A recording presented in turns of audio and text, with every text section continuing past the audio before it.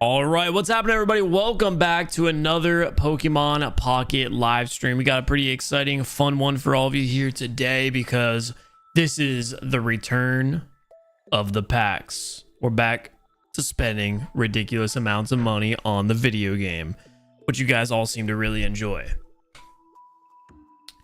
So here's the deal. For today's live stream, we're actually going to be opening up 200 packs inside of Pokemon TCGP. And the reason for this is because right now there's this ongoing theory that if you open up single packs, you can get better cards than opening the 10 packs.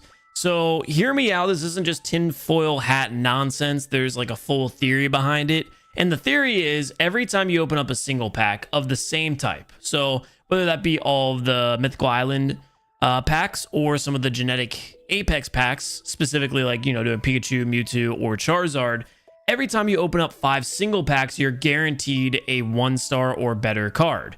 Once you get that 1-star from your 5th pack where it's guaranteed, you just switch to a different pack and it's the same process. On your 5th one, you're guaranteed at least one 1-star card.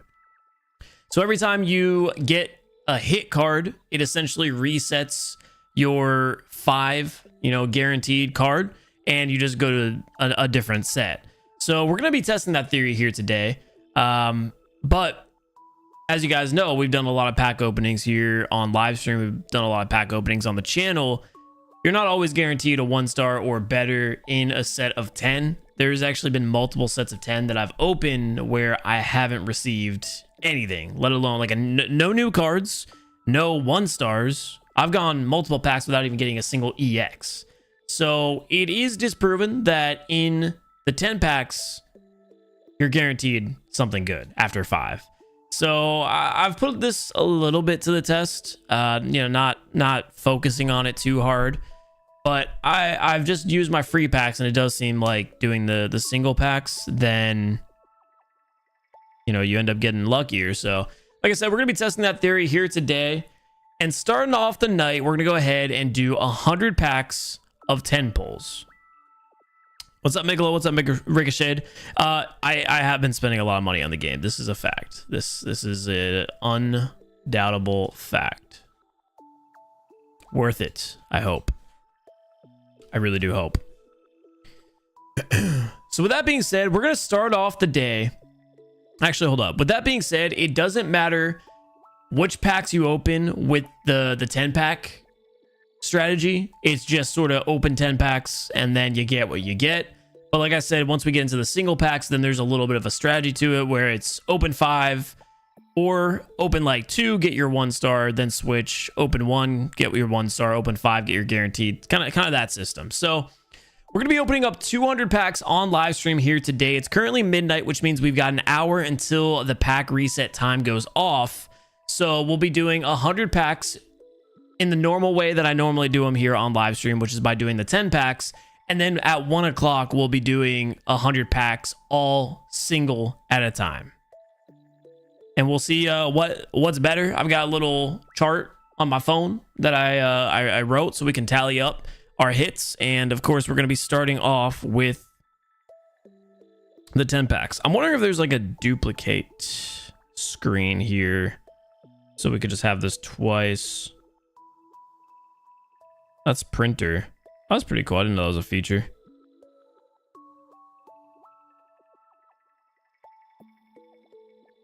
It's pretty cool.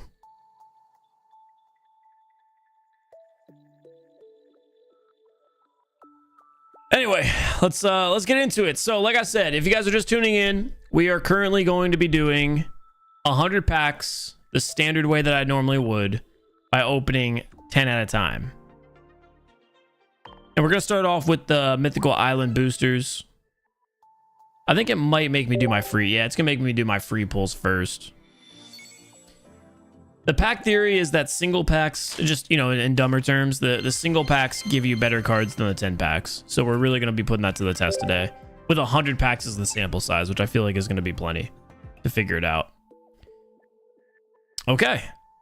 So with that one out of the way, we'll go ahead and start up the pack opening with our first set of 10.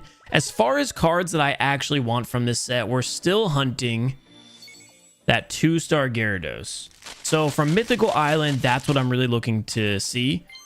And our first set of 10, we didn't have any sound effects, didn't have any of the flare effects. So let's see if our first set of 10 is actually a dead set of 10 with no hits at all. Picking up a Vaporeon there. You've only gotten hits on singles? Hey, well, we might be proving that theory here today. That singles give you better packs than 10s. 7 deep, so already in the single pack strategy, in theory, we would have received at least a 1-star. But our first set of 10, we're 9 deep so far, nothing to be shown for it. And it's going to be a full 10 without actually any hits at all.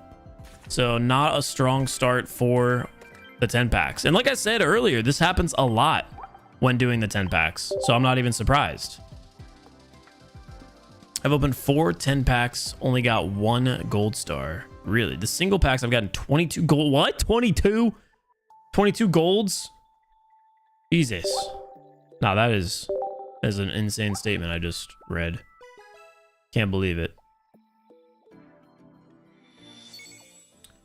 Second set of 10. Once again, no special effects here on the packs. We'll continue to go through though. No hits. It looks like we finally had something that's going to give us a Tauros and a Marshadow. So a couple of foils, but no hits. We're currently 14 packs deep. Still nothing. I know the 10 packs can definitely be hit or miss. I have had 10 packs where I have gotten like 8 or 9 hits. And there we go. Picking up our first 1-star. So we'll go ahead and put a tally there on our chart. It's going to be Vaporeon as well. How many packs did that take? That was 17 packs deep before we got our first 1-star card. And 20 deep, we've got one star to show for the 10 packs. Hit rates seem to be completely nerfed these days. I don't think they've changed at all. I really don't.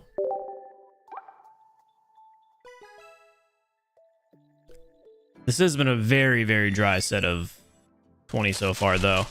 Okay, so on our third pack here, we saw some type of flare effect. So it looks like we are finally picking up on the luck a little bit, and we have a guaranteed hit in this set of 10. This is going to be our hit pack. Picking up the Superior 1-star, so our second 1-star of the 10 pulls.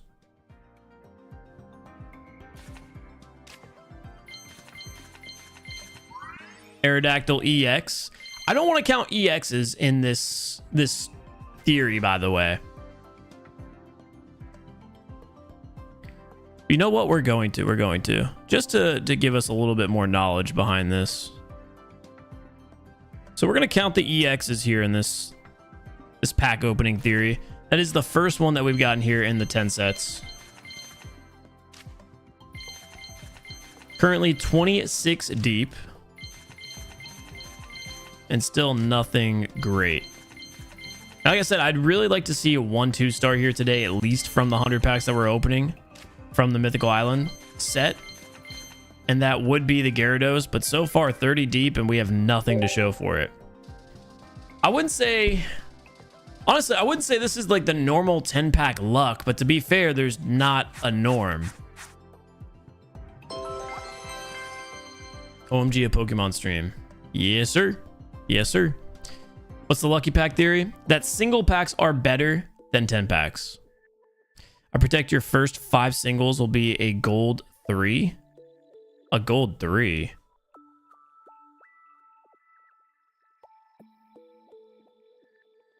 Hey, if we can get a gold today, that would be hype. I would be really, really excited about that. It's been a while since I feel like we've genuinely pulled like some good cards. For a while, we were just going crazy pack openings every day. Okay, this set of 10 does seem like a much better one, and we do have a hit here in our first pack. We'll be picking up the 1-star Salandit. So that's our third 1-star of the 10. Let's keep it rolling with another lucky pack. Guaranteed hit here. It's going to be a Marshadow. Okay, 4 total 1-star. No guaranteed hit here, but let's see if we can keep it rolling with this set of 10. Pidgeot EX, our second EX.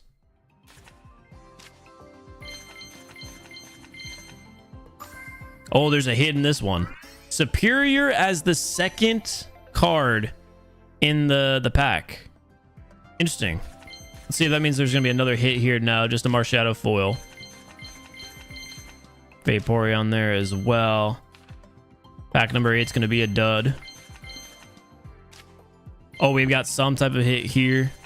It's going to be Gyarados EX. So definitely picking up here in this set. Not the Gyarados EX I'm looking for. I'm still trying to get that 2-star. All right, well, hey, that was a much better set of 10. That's 40 deep, though, and we've only got 5 1-stars and 3 EXs to show. To be fair, I think that the singles are probably going to take it home. We're going to do one more 10-pack of the Mythical Island to see if we can get Gary. And if we can't, we're going to just move on to Genetic Apex from here on out. So again, I didn't hear any sound effects there, so this might be a tough set of 10. We're going to go through as quickly as possible here. Some type of hit. I guess the 1-star Marshadow in the middle of the pack. And a double hit in that pack. We had a 1-star Marshadow and a 1-star Vaporeon. Hey, that makes up for a lot of the luck we've had so far.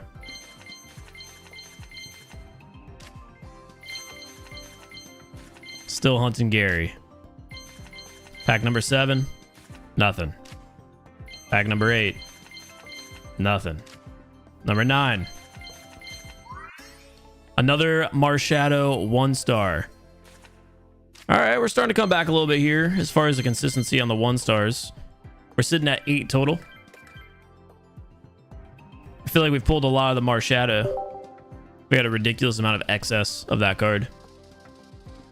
How do you feel about the possible trade compatibility leak info? I'm not surprised. I'm not surprised at all. I saw an account before. It has 21,000 cards owned. That is ridiculous. I do think I'm going to be crossing over the 10,000 today. Easily. 21 is crazy. That's like 3 grand. That's actually crazy. How many EXs do I have? All of them. All right. On to a 10 set of Mew. At this point, I really don't know what we would be going for in Genetic Apex. There's a few set of 2-stars that I don't have. So if we could just get any type of new card, that'd be great. I did hear the sound effect go off on one of the packs here in the early 3. I want to say it was this one. So we'll see if we have a hit here. Yep, the 1-star Bulbasaur.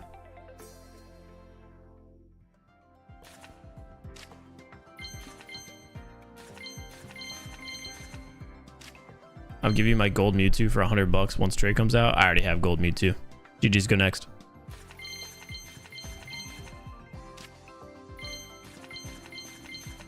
Hey, there's another EX. Articuno EX. We'll take that. 4th one of the 10 packs. And I think that's actually where the singles might shine, is collecting more EX cards. Kirlia, Ekans, Minccino, Cloyster, but nothing there as far as a nice rarity card. All right. Hey, you know what? We picked up a 1-star and an EX. Still owe me from that one Rowlet card you bent. I don't know what you're talking about. I don't know what you're talking about at all. The only thing that I think can save the 10 packs right now, maybe a couple of 2-stars and then a crown rare. There we go. We had the sound effect. Oh, we just top decked the Zapdos EX 2-star. Hold on. Hold on. This might be it. This might be how the 10 packs come back. This could be a god pack. It could be a god pack. We have Wigglytuff. Dang. Hey, you know what? That's a good card to see. Frontlining the 10 pack though. The 2-star is well needed here in the 10 pack pulls. Let's see if we can get at least another 2-star and then maybe we're back in it. Picking up the 1-star Nidoqueen there. That's gonna give us 10 total 1-stars.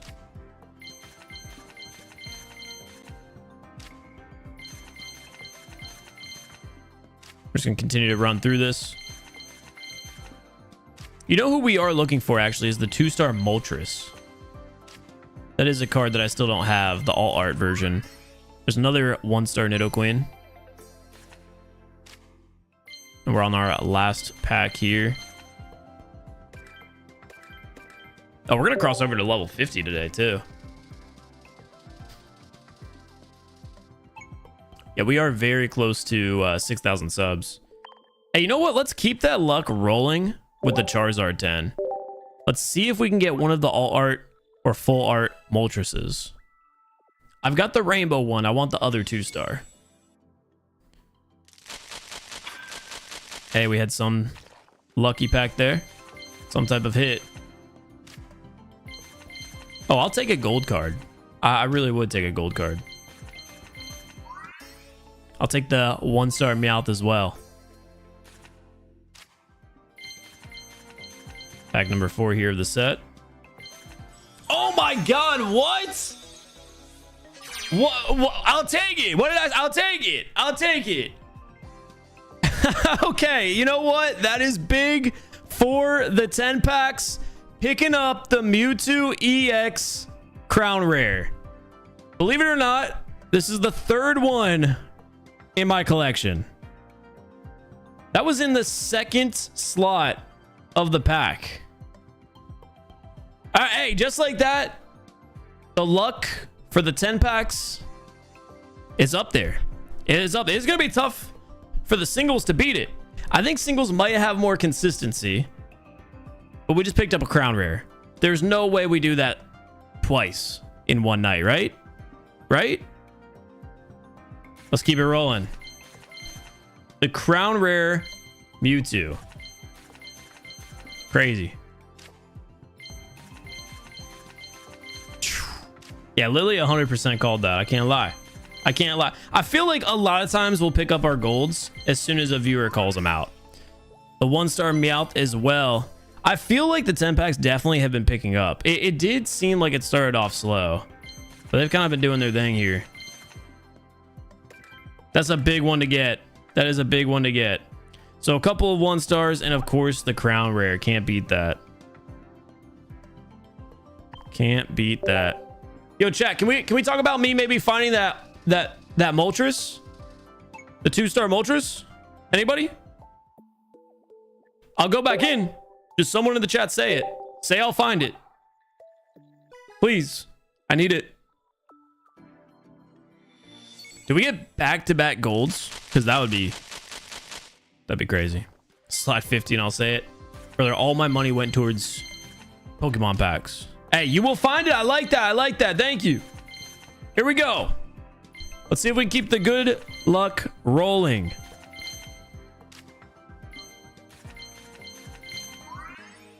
Charizard EX. It's been a minute since we found an EX card. They'll give us 5 on the EX chart. Oh, there's a hit here. The Gloom 1-star. Okay, the 1-stars have been coming in a lot more consistently here. Goat, the goat. Melmetal top deck. It's always a good sign. It's always a good sign.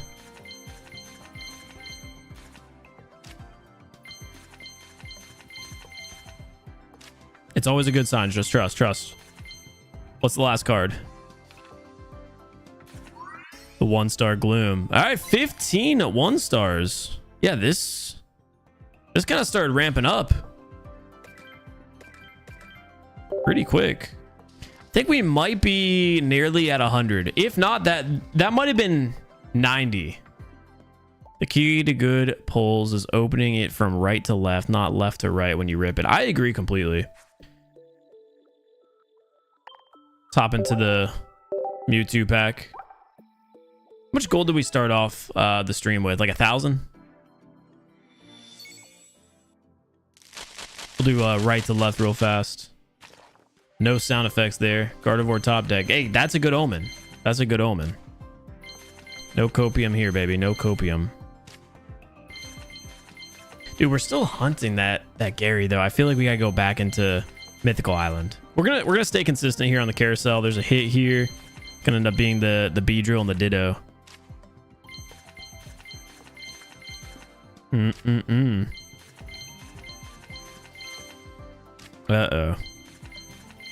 Uh-oh, this set of 10 is not looking hot, boys. This set of 10 is not looking too good. And this is why the single packs might be better. If that theory holds up and 5 singles guarantees a hit, this reason right here is the reason why you wouldn't pull any 10s, because you're not guaranteed anything. That was a completely dead set of 10. Come on, ladies. Come on, ladies. 1 pound fish. I'm brain rotted. I got you. I got you. Singles are better. 100%. Everyone seems to be for sure agreeing with that. You hit a gold Mewtwo? We did just hit the gold Mewtwo. I think we might be at the end here. I'm gonna have to go back and count. Oh wait, no. That we didn't get anything. All right, here we go. This could be the last set of 10. Machamp EX in the first set of 10. So collecting a couple more EXs. It is kind of wild that we've grabbed more 1-stars by a significant amount than we have EXs so far. And the fact that we also have as many crown rares as we do 2-stars is kind of insane. I feel like 2-stars overall are the most difficult to collect. Maybe it's just me. Back-to-back EXs here in this set of 10. But that is not the Moltres we're going for. Looking for the 2-star. Hey, by the way, I just want to say huge shout out to everybody in the stream. 500 viewers currently on the live stream. Really do appreciate it. If you guys are here for some packs, I just want to let you all know in about 45 minutes when the pack timer resets for the day and you're able to spend more gold, we'll be doing 100 more packs, but we'll be testing the theory of what's better, 10 packs or singles, by doing 100 packs purely single packs. Just to let you all know. And there's the 1-star Gloom. I feel like I've seen this card now more than any other card today. What is up with the chat trying to sell me cards? Y'all going crazy. TJ with the $2 super chat. Say good luck, champ. Thank you. Appreciate it, TJ. Definitely need it. Okay, so again, I do think that was the last set of 10 that we're able to open before the timer resets. 2-star Moltres for 50 bucks. All right, apparently we're able to do one more. You need that Gengar card? Dude, the amount of 2-star Gengars I have is actually absurd. Actually absurd. Okay, we had some type of hit here. Guaranteed. God pack, maybe? No God pack. Let's do a quick little peek. What do we have? What do we have? Got 1-star. Guaranteed. Rapidash. I love that full art. I'm not gonna lie. I really wish that this full art was on the new variation of Rapidash. Yeah, we do need a God pack, man. That would be sick. Obviously, right? It's funny because I'm like, yeah, no, I'll take a gold card. I'll take a God pack. I'm not asking for much.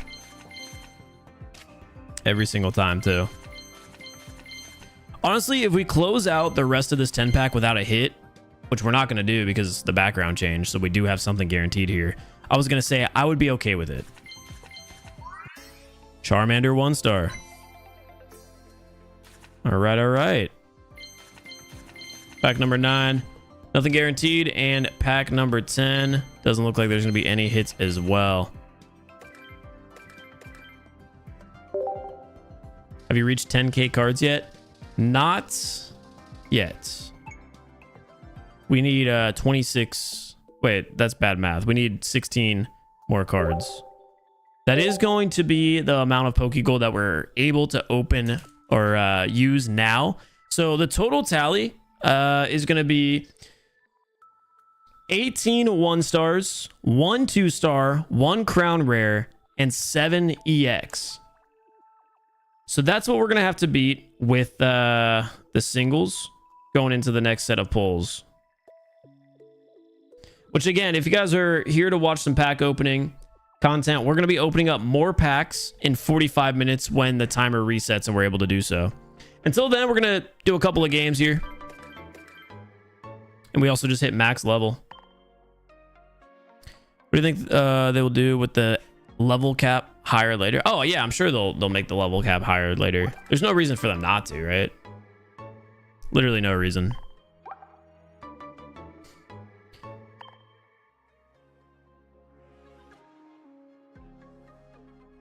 I gotta hit level 50 and get 10,000 packs on stream. Hey, well, you know what? We'll be doing them both. We will 100% be doing both. Collect the daily. I want to check my wonder picks.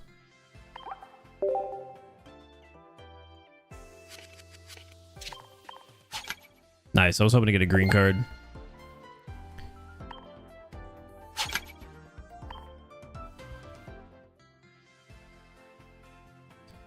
There's the full art Ditto there. Detonate. Still just not seeing exactly what I'm looking for there in wonder picks. Looking for like any type of 2 stars. Go ahead and claim these, and of course, since I just spent a lot of money on Pokegold, I've got a little bit more there to get back. So again, in about 43 minutes, we'll be opening up more packs one at a time. Until then, we'll hop into some battles. You know what gold card I really want is to get another one of the Charizards. Because I understand it's about to be a humble brag. I've got 3. Yo, chat. Chat, hear me out. Chat. What if? Chat, what if? Chat. Hear me out. Oh, we hit 6,000 subs. Hey. TJ's like, nah, don't do it. Don't do it. Chat, hear me out. Hear me out. What if 64 shop tokens? Okay, but do you understand how crazy of a flex that would be? To just flare up the gold? Should I crush it? Should I crush it, chat? Should I crush it? Costs 90,000 Stardust to do that. That gold is kind of sick. Flare the Mew. If we pull another one, we'll have to flare it up. We'll have to. For now, we won't. We won't. I wish the effects were cooler, though. I agree. I do wish the effects were cooler.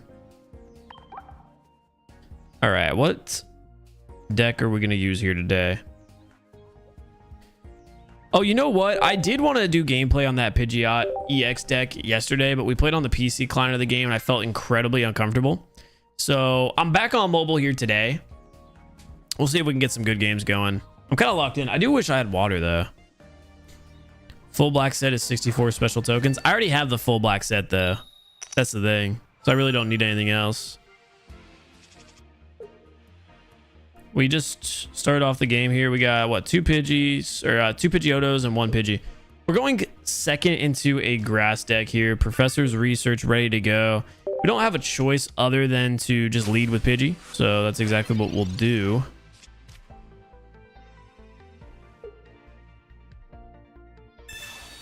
And they started with Execute as well.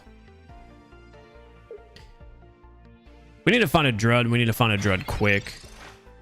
Because playing up against Executor with just Pidgey, or, Pidgeotto eventually, is just going to be very unsafe. Picked up both of our Poke Flutes and both of our leaves. So we have the ability to get out of here. That's about it. Go ahead and flap my wings a little bit. Take damage to Execute. Maybe they don't have Executor. Maybe they don't have Executor. How to get a gold card? Spend all of your money. Yeah, they had it. They had Executor EX in the back pocket. That's going to be tough. They land heads here. We instantly lose the game without a chance of fighting back. All right, GG's. Wrap it up. Close up shop. Take the open sign. Turn it around, baby. GG's. GG's. Use your gold credit card. It's a good point. That is a good point. Let me double check this deck real fast as well so I'm familiar with what we're playing with here. Because I built this one out the other day. So it does consist of 2 Drud, 2 Pidgey, Pidgeotto, and Pidgeot. 2 Potions, 2 Pokeballs, 2 Professor's Research, 2 Flutes, 2 Sabrina, and 2 Leaves. So no Geos are in this deck. All that money, but no win. That's what I'm saying, dude. Come on, where's the pay to win? Now, we might get rocked with this deck. I wouldn't be surprised. It is one of the more difficult decks to use.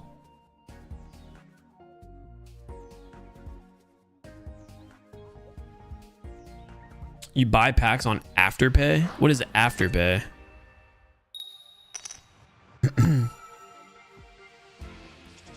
Alright, we're playing up against a grass deck. You don't love to see that, especially knowing that you can get one-shot by an Executor EX with Pidgey. But actually, we're not even safe with Pidgeotto either. But we do have the full evolution line. So that is good, and we're first to act on energy. Plus, they started off with Snivy, so we're in a decent position here.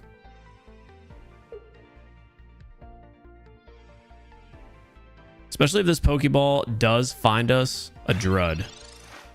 They don't do anything, so they have no other basic Pokemon either. So we got ourselves a video game here. We'll go ahead and pop the Pokeball. It does give us a Pidgey, so now we're kind of left here with the question of whether or not we evolve the frontline Pidgey or we bench this Pidgey and then evolve the benched one. I think for now we'll go ahead and lay Pidgey on the bench. Throw our fire energy on the active one and then just attack with Flap. At least knock Snivy down 20 health.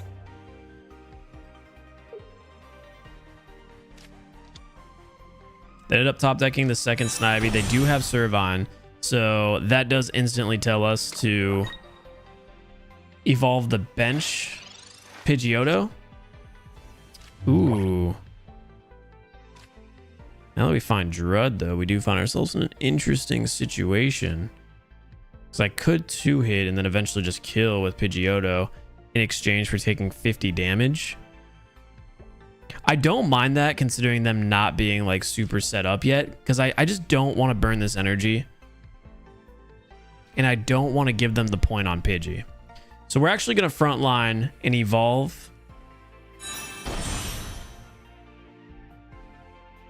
We might even go as far as to Sabrina. No, I don't see a world where it's worth it to knock down their Snivy on the bench. So what we're going to do is put a lot of pressure on the Servine. If they have Superior and they keep Superior on the front line, it's not going to be able to attack.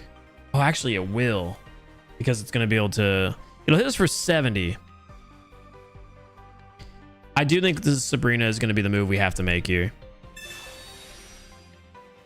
I just don't want to get rocked for all of my HP to the Superior. And more importantly, I don't want to get knocked where all my energy is going to be gone to a Giovanni Superior hit. So we're just going to go ahead and use that Sabrina and gust Snivy down here. And then on the next turn, we have Pidgeot EX. And we do still have the Sabrina in case they don't find another bench Pokemon. So we could just rotate them back in and kill Servine. Or again, Superior, depending on if they have the evolution. Let's see if we made the right call with the Sabrina. It looks like we did. Because again, 2 energy is all Superior needs for Solar Beam to get active. And I didn't want to get rocked for all my HP. Or even die to a Geo. They also evolved to Servine here.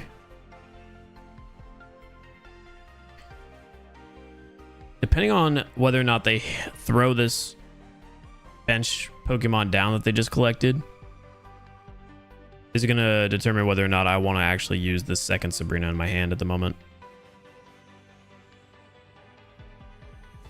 So it's just a waiting game.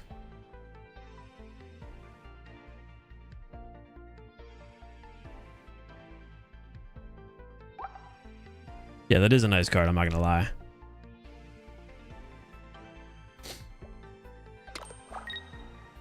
So they're going to decide to attack with Servine, which of course is going to sacrifice it. Maybe they're banking on me not having it. We'll see. So like I said, our game plan here is going to be pretty simple. We're going to evolve to Pidgeot EX.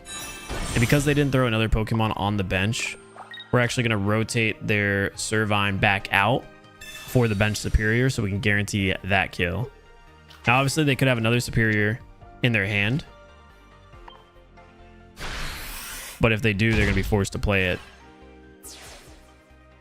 And it shouldn't really make too big of a difference, because we do have the Flute to bring Snivy back on the bench and one-shot their evolution. We'll see what happens. Max will be taking 80 damage on this turn. That is the max we can take. So they did have it. And obviously they're going to attack here. You know what we really need a top deck here is a Giovanni. We've got 2 of them in the deck. If we get Geo here, it's going to be game. We found Leaf. We found Leaf. It's not a big deal because Pidgey will still end up soloing this situation here. And we'll go ahead and Flute up just to confirm that. It would have been nice now to have that second Sabrina. But for the rest of the game, they're going to have just Snivy out there. They can't evolve. So we'll just attack here for the 100 damage. And if they decide to trade us, like I said, Pidgey front lines and gets the kill. If they don't decide to attack us, well then, if Snivy's in the active spot, game over that way too. We got our opponent in a pretty tough spot, and it's honestly just because they never found the Celebi or Executor that they're looking for. And we had the perfect evolution tree off rip.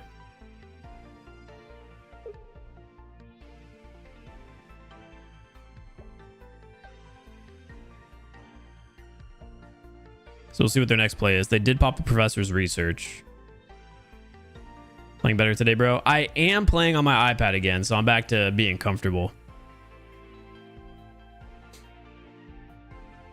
It's very odd playing on the PC client. I don't know how to describe it. That and just being very uncomfortable with my surroundings. So they're going to frontline Celebi, and it's going to be able to attack us. They choose not to, which is going to lose them the game. And I guess it technically doesn't, right? Thing is, I have no intentions of frontlining that Drud. We said Noah's playing better, right? I think I lost this game, because I used both of my Sabrinas. So I'm gonna say I think we're cooked here, boys. Pidgey will... I mean, Pidgey will have to survive 2 coin flips. We don't have any other move to attack.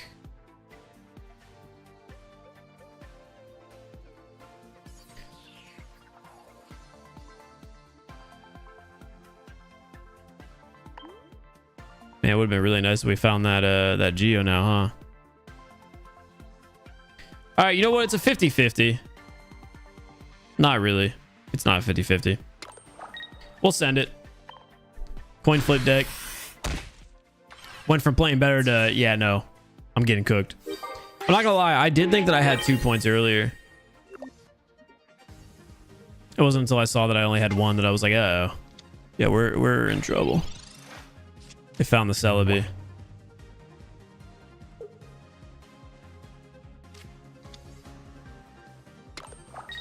I would say it's a 50-50, but it's not. They just need to land 1 coin flip.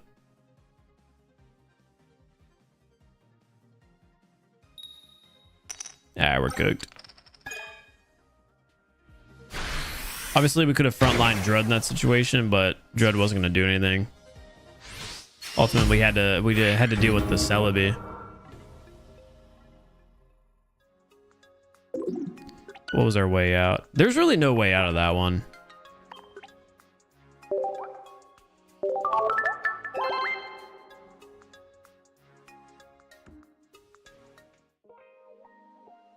think I just needed to not let our Pidgeot die.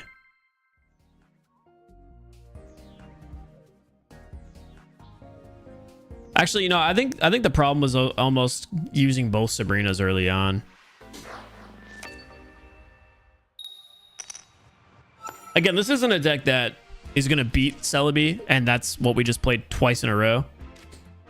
This is a very bad deck against that matchup, to be honest, because of the fact that Executor is going to take care of the full evolution line. They don't need to load their bench. This deck is really good against Pikachu, but even then, it's I remember I used this deck a while ago, and it kind of was the same feeling. It was just like, oh yeah, it's not a strong deck. You could have won, but you fumbled. Goofy, I would love for you to enlighten me on what I could have done differently there in that scenario. Besides potentially throwing Drud to just die rather than any other card. Because again, here's the scenario. I put in Drud. I have one turn to potentially live. And then I get a Pidgeotto. I would have needed to both top deck a Pidgeotto, retreat Drud, tank another hit, and then evolve to Pidgeot, and then hope that they had enough Pokemon on their bench for me to kill Celebi in one hit.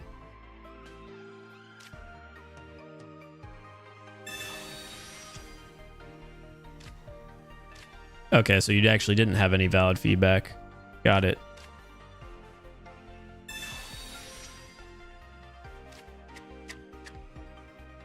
All right, so we're going to frontline Pidgey here. We're going against a fighting deck. They might end up having a Hitmon, but we don't really have a choice here because we had to throw Pidgey there on the front line. We'll just throw Drud down. If they have Geo, they're going to immediately one hit and get a free point.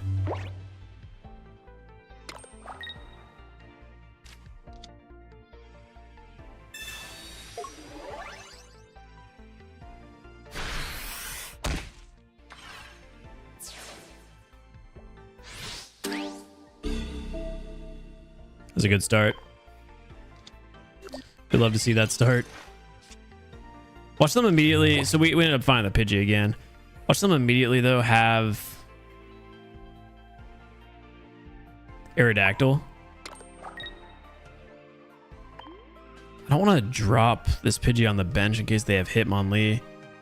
But again, I just don't really have a choice because I'm already down to a very bad situation. My bro looking at us like we did it. Well, they had Aerodactyl already. Cool. That's crazy. That's crazy.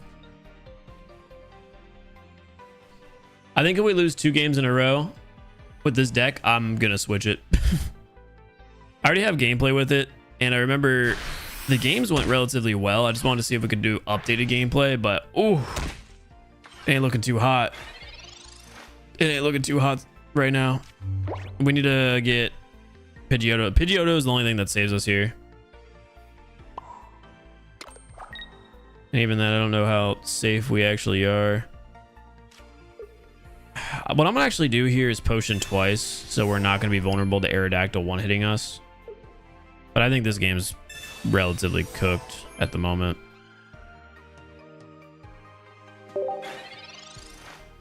Because they also only have 1 card on their bench.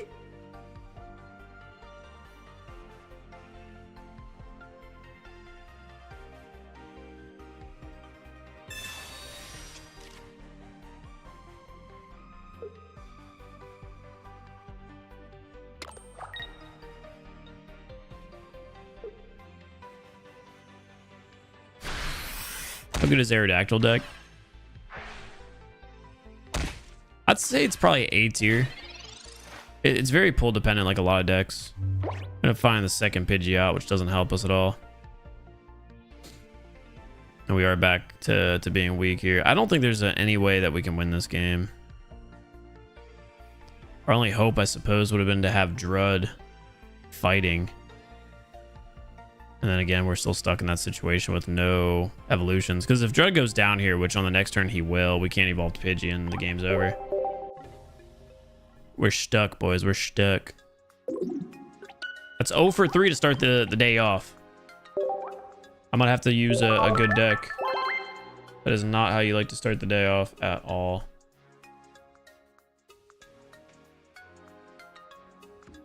That is not how you like to start the day off at all.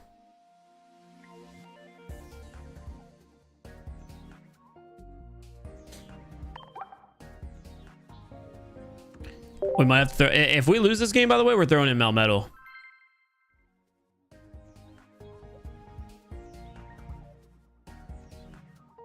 Any idea what the new cards are going to be? I have no idea. A lot of people have been saying the 3 dogs.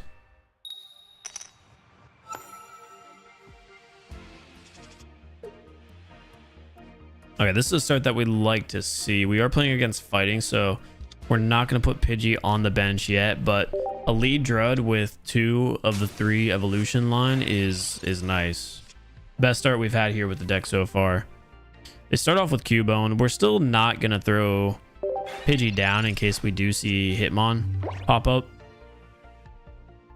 I can imagine this game going south by them getting Marowak EX off rip. How do you feel about the Melmetal deck? It's fun to play. Very, very fun to play. I'd say, again, it's like A tier. I do have the old Amber there, and we have the full evolution line. So that's good because now this is our first time to act on the energy. We know exactly what we need to do. We need to hope they don't Sabrina us into Marowak EX. That's what we need to do.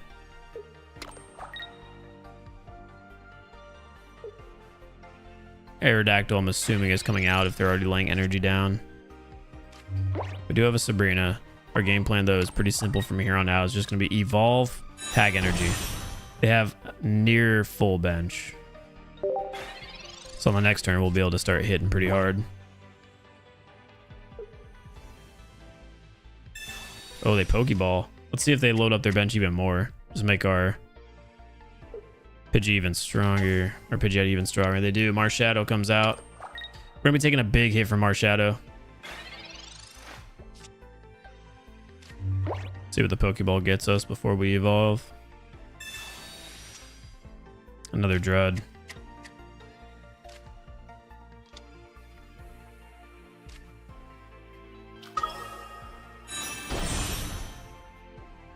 We'll be taking at least 100 damage from that Marshadow, which would leave us vulnerable to an Aerodactyl cleanup. Part of me almost wants to start putting energy on the Drud, but I really don't want to risk them getting Marowak. The thing is, if they get Marowak EX, then that would allow us to get a kill worth 2 points rather than just going after Cubone now. So I think the move is to just stall a little bit here and load up energy on Drud, so we do potentially have 2 threatening Pokemon. That way we don't have to just tank through that 100 damage that Marshadow is going to hit us with. They do end up evolving to Marowak EX, so this is actually good for us. Especially if they don't kill Drud. If they land 1 heads, then we're in a really good spot. Net tails. That's perfect. That is perfect for us. So here's the thing. That's going to reduce Marowak's HP by 20. We do have the leaf to get this Drud out without wasting any energy. And like I said before, now we can guarantee the 2 points. And all we have to do is kill the Marshadow when it goes for the trade, and we're going to win the game. That was exactly what we needed.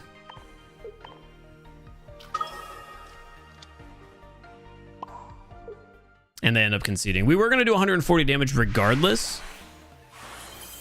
But that was great. So the stall, waiting 1 extra turn to see if they ended up evolving to the EX, which would give us, again, 2 points rather than 1 for killing Cubone, ended up working out perfect.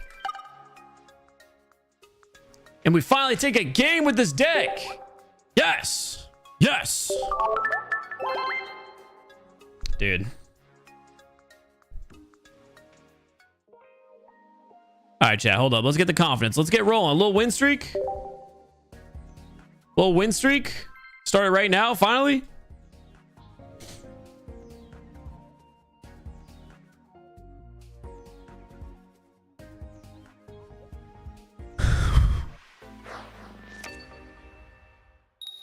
What did I just read in the chat, dude?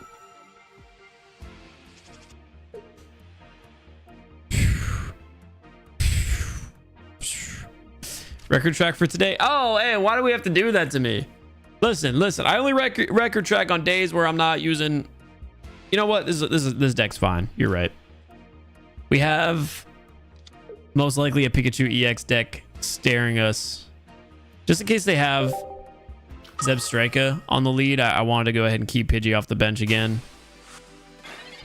Of course, I think we keep it off the bench until we find a Pidgeotto.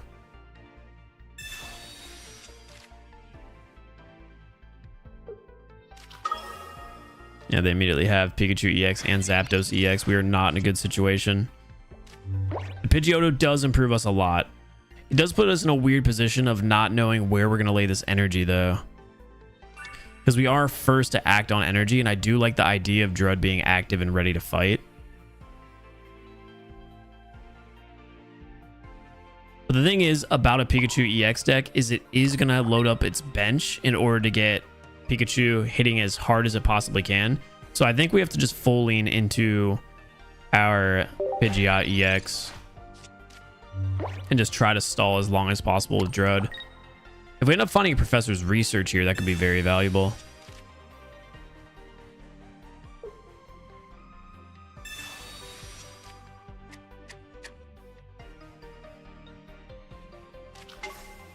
Okay, so they do drop the second Pikachu EX, which means we can now clear one of the Pikachu EXs. And if we find a Geo, we can clear Zapdos as well, potentially. Go for the evolution here. But we are not safe yet. Pikachu's going to be hitting us for 60, so at least Drud is able to stay in for at least another turn.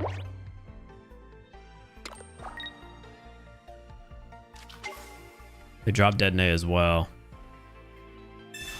They're going to X-Speed Zapdos out, frontline Pikachu. Let's see if they hit us with the Geo. That'd put a lot of pressure on us immediately, and we really just have no play other than to wait for the good graces of nothing. We lost again. Yeah, it's tough. Nothing we could have done again. And by the way, chat, don't ban Goofy. Goofy's here all the time. Goofy did nothing wrong, but just said that I could have done a better play. It wasn't like right, but don't ban Goofy. We have those discussions a lot in the chat.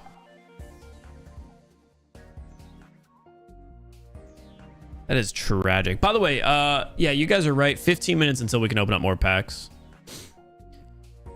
I'm not gonna lie. This deck is getting cooked. This deck is getting cooked. We get a loss counter.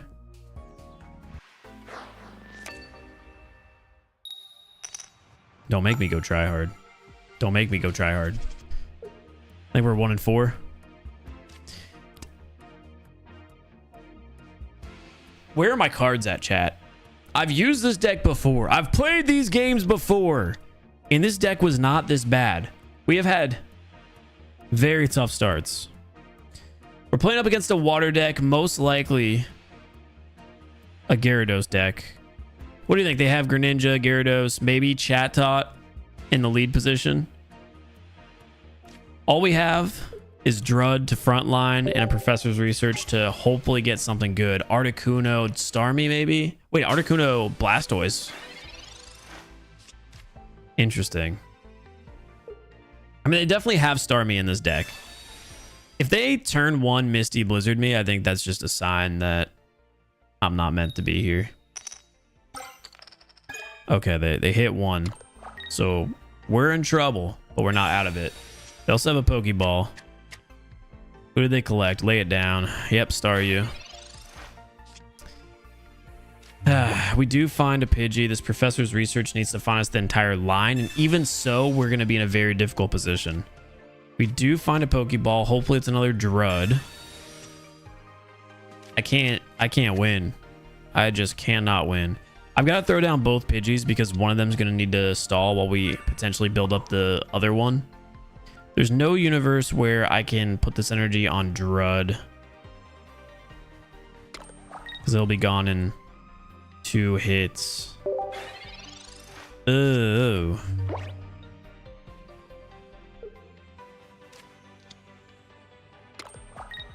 And they have Vaporeon in this deck as well. Yeah, it's going to be tough for us to find a way to win this game. I don't even know what card would save us at this point.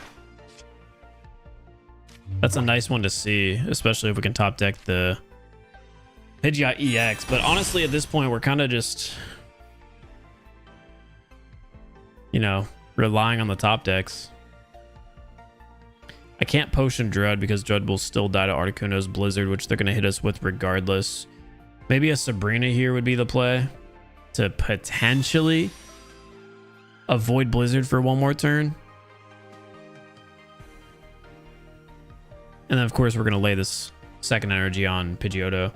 Now, they might have put in Staryu because they have Starmie already. And if they do, it's just going to be a free retreat. And we're still on life support, essentially, with this deck. We really are. They did find the X speed, so they're going to get Articuno back in and end up hitting us with the Blizzard. So the question for us is going to be, who do we frontline, Pidgey or Pidgeotto? We have a Leaf, so I think we have to frontline Pidgey in this situation, just in case we don't get the top deck that we're going for. That would at least give us a second turn to do so.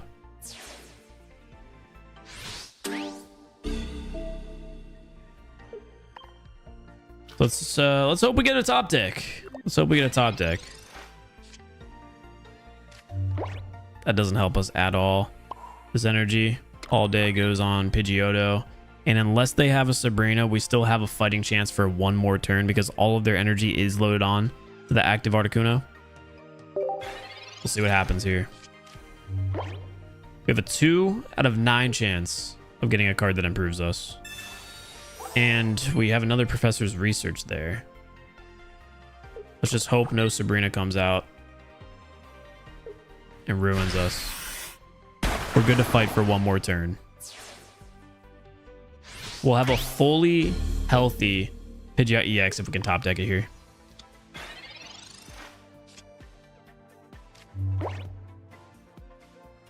That doesn't help us at all. We're gonna have to burn through this energy. We do need a frontline Dread. We have one more turn to delay here.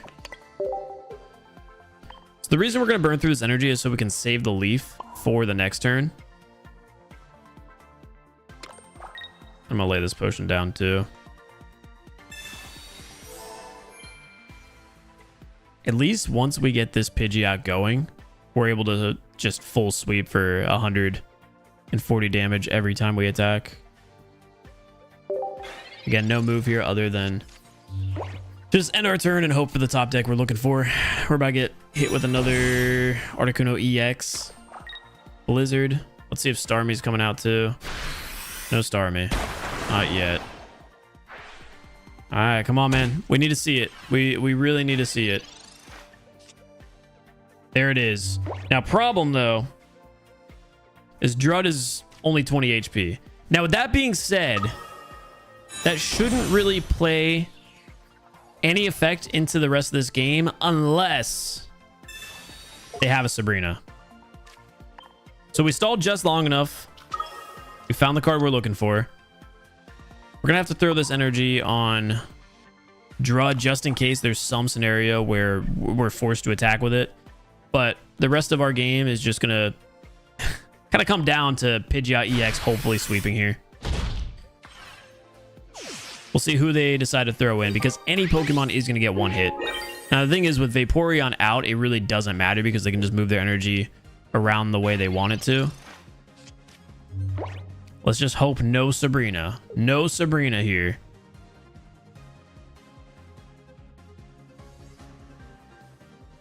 They're waiting. They have it. They don't have it. We found a way to win the game. I can't believe we won that one. That one was looking bad from the start. Let's go, No Dumb, with moving houses. I'm not done, but we are moved into the new house. I'm slowly making some trips every other day. Why do we have this loss counter, chat? Stop. This deck is good. When you watch the video, you're gonna be like, dang, this deck is good. Stop. I don't want that, dude. 10 minutes. 10 minutes until we do the single packs. Bro, I'm about to go grab a Red Bull. Honestly, can't do this. 2 and 4. Hey, we're coming back. We're gonna have an even record. Watch this. This is gonna be another win. Opponent was a paid actor. Dude, them not finding Sabrina was clutch. Clutch. What flavor Red Bull? Red. Actually, I don't even know if I have Red Bull. When you only do vid on the win, LOL. I actually want to include a lot of losses, but the thing is, it's not very often that I feel like a loss has entertainment value. There's a few here and there. Whenever I get an editor working on this channel, I'm gonna have losses for sure included. What type is this? We're going up against a psychic type deck. They're leading with just one Pokemon. It feels like 9 out of 10 starts we've had with this deck, we only find one basic. So that's tough, but they're starting off with Ralts, which is a good sign for us, as long as they don't find the Mewtwo here on this research.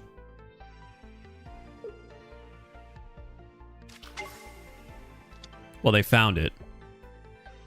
And they found the Pokeball too. It is a tough research. Oh, they have another Pokeball? They're gonna have a full deck. Full bench, full hand. Oh, and they X-Speed Ralts out immediately. They might have the full Gardevoir line already. What a turn one. We do find Pidgeot EX, but hear me out. The only thing we can do on this turn, that's all. That's all we got. As per usual, you know, how well you do in the game is very dependent on the hand you're given from your deck. We haven't had a super generous set of shuffles lately.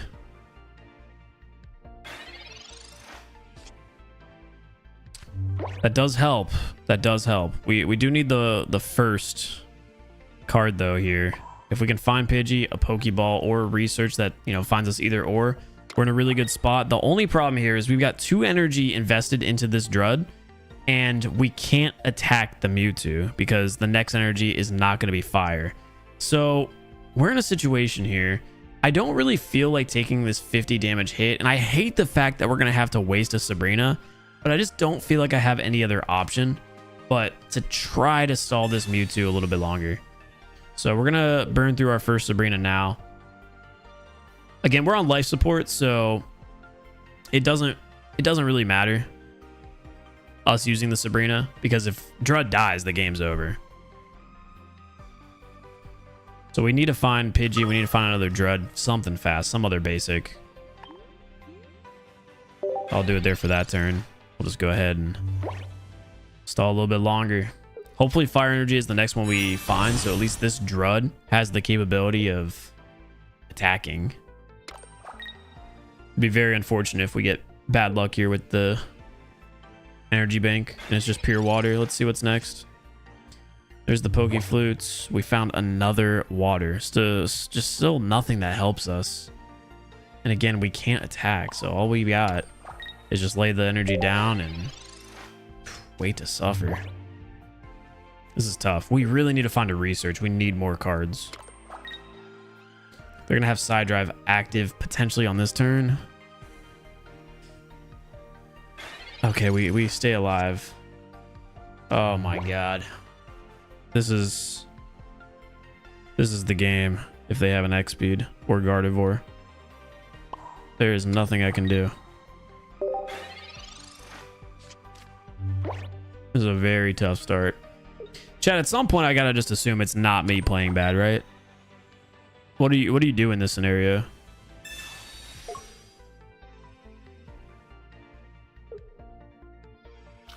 All right, cool. Well, that's game. So easy to brick in this game. Had 2 research on the bottom of the deck with a Pidgey. We need to put a Mew in this deck, honestly. If I don't have one already.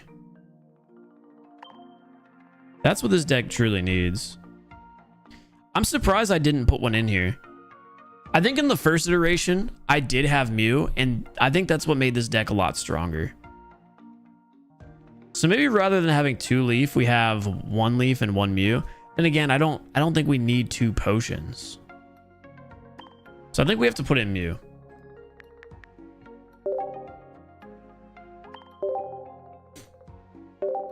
Kangas too? Nah, I don't like Kangas as a card. We don't need that many basics, but we do need some type of backup plan for when our Pidgeot EX whiffs. And if I remember correctly, last time we played this deck, we did use Mew, and we had a really good performance with it before. So that's why I felt weird the last couple of days that I've tried this out. I'm trying to figure out, okay, what did we do differently? Why is it just not as successful? I think that was, oh, we have Psychic Energy. That's a good call. That is a good call. I don't want Psychic Energy.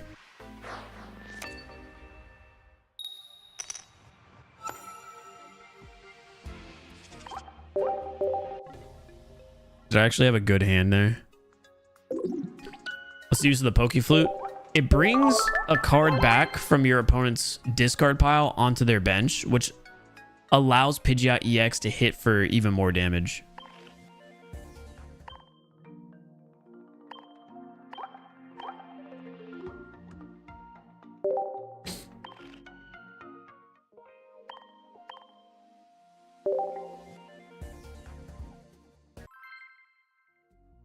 You have a favorite deck that you've made? I really liked playing the Melmetal deck. The Alakazam deck is definitely a top one for me that I truly enjoyed a lot.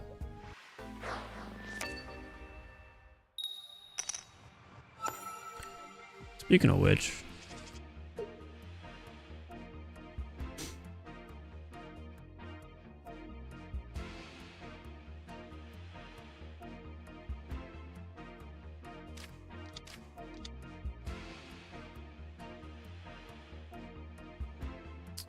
all right, what's the situation here? Grass Energy, and we're going first. At least we found Drud, and we do have a research to hopefully find a basic. I've had a very unlucky day of not finding basics today. That Pokeball will guarantee that doesn't happen, though. So we love that. And it is Pidgey, which is good, because now all we're missing is Pidgeotto. If we can find Pidgeotto, this could be a strong start against an Executor deck. They do have Bulbasaur, which is odd. I do want to play Venusaur, I'm not going to lie. That is a card that I'm looking to play and build a deck around soon. So I decided to lay Pidgey on the bench here just because we do already have the Pidgeot EX in the hand. And we have one more opportunity of finding Pidgeotto here. This is one of the better starts that we've had in a while.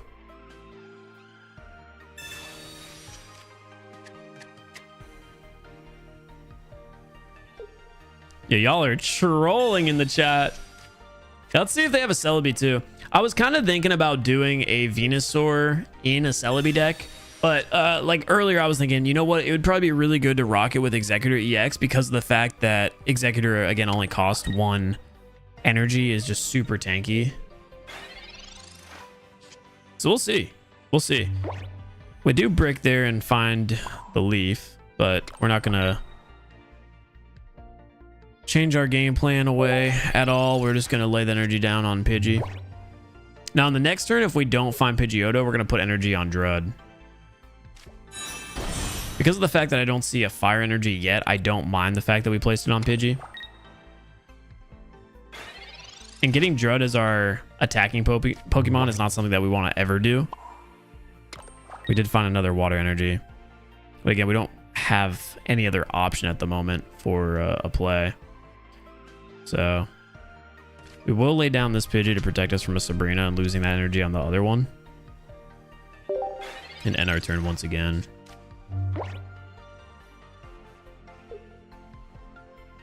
Let's see if we're going to fight the big V. They've got the research. They got 7 cards in their hand. Seems like everyone's able to find their evolution lines against me, so I wouldn't be surprised. 3 energy on Ivysaur. Is it going to attack? No. Finding another brick of a card that's going to be the Poke Flute, but we are going to be able to get Drud active and going. The question is kind of, do I want to? I really don't, but again, I don't have a choice. Hopefully they don't find Venusaur here, and what we can do is Sabrina execute out and kill that Ivysaur immediately. And the problem is they did just put Porygon down. So wow, what a deck they're using. What is this? Here goes the Executor. We have 2 Sabrinas, so I think we have to burn one of them now to at least kill Porygon. Obviously, again, I'd love to get Ivysaur, but I don't think they're going to throw it in on the front line. Let's see if we can finally get one of the cards we need. There it is, Pidgeotto. Okay, that puts us in a really good position now. Again, our strategy is not going to change. What we're going to do is... Honestly, what we're going to do is Leaf Drud out and frontline the Pidgey. That way we can still have energy saved on Drud in case we need to use it. And we're going to load this energy on Pidgeotto, so our Pidgeot can come in on the next turn. I really like that play a lot. Plus, in theory, this Pidgey could even live, which would just give us a bit more time to stall. I don't at all mind it dying. That is not the card that you want to see. They're going to guarantee that Pidgey dies here, right? X-speeding Executor out. So they'll burn through all of its energy. It's not going to be a threat for now. We'll have to find a way to deal with Venusaur, though. I think the play is going to be to put Drud in, attack for the 90, and then Pidgeot will be able to sweep, since Executor only does have 140 HP. And we do find another Pokeball. Let's see what it's going to give us. Mew EX. Mew EX can survive all of these hits, so I don't mind laying it down. And it does only cost 1 energy to retreat. I think we lay down Mew here.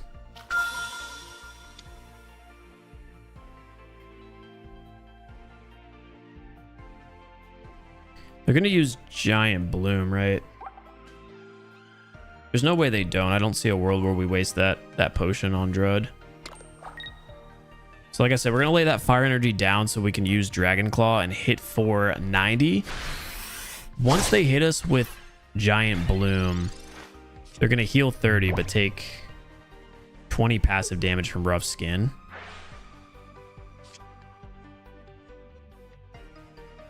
And Pidgeot should be able to clear.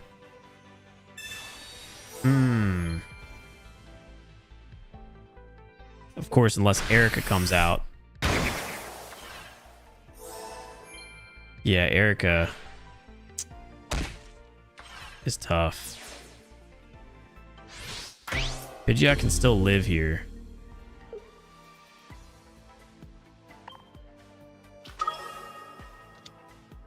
That's, of course, the problem with playing against this deck here. We have 1 potion. Hey, you know what? We don't have a choice. We gotta do what we gotta do. We'll be hitting for 120. The problem here isn't really even Venusaur. It's gonna be Executor. On the bright side, we're only gonna be taking 100 damage. And then I do have the potion, so I think we'll be fine.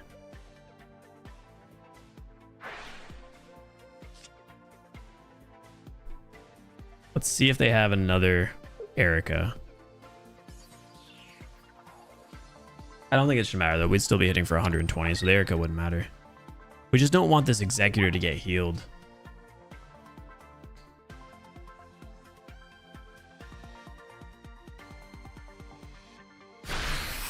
Actually, you know what? We don't care about that. We don't care if Executor gets healed. We should be able to clear this easily. As long as they don't put another Pokemon on the bench, which in theory they don't because of, you know, Pidgeot EX being there. So what we're going to do here is Potion. Pray to the Poke Gods that they don't hit a Geo Heads on the next turn. Lay this energy on Mew. And then we'll secure the kill against their Venusaur.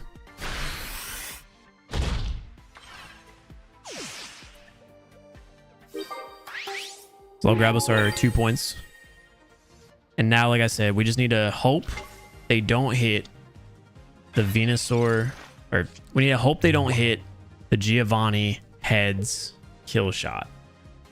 If they don't, we secure the win as long as they don't have a Pokemon that has more than 120 HP on the bench. They have a strange deck, so they very well could be playing like a Mew in it. No Geo. No Geo. They're data scanning for their last card. No Geo.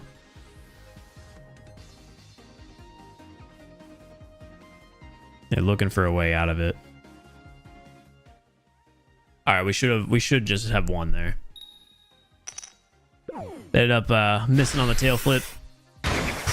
Love that. All right, man. Well, again, another game. It just felt sketchy the whole time, and somehow we found our way out of it. So this is a pretty simple win. We just hit the Sabrina. Porygon's going to be dead. No need to use the Poke Flute to bring back Bulbasaur. That's the game. Coming back from the grave, gentlemen. Coming back from the grave. Did Mew have any effect in this deck? Nope. But I'll take that win. All right. It is pack opening time. So let me bring this back out. In case you guys are just tuning into the stream, what we're about to do is open up 100 more packs, but we're going to be doing them one at a time. And the reason for this is because there's this theory going around that we're going to, potentially prove. And that theory is that every 5 single packs, you're guaranteed a 1-star. Now, through our 10 packs, we opened up 100 packs by 10s. So 10 packs. We received 18 1-stars, 1 2-star, 1 Crown Rare, and 7 EX. Now, obviously, the Crown Rare is kind of a hit or miss random factor. But the main thing we're going to be looking at here today is if we can get more 1-stars and more EXs consistently. Or in general, just if the 5-pack theory is true.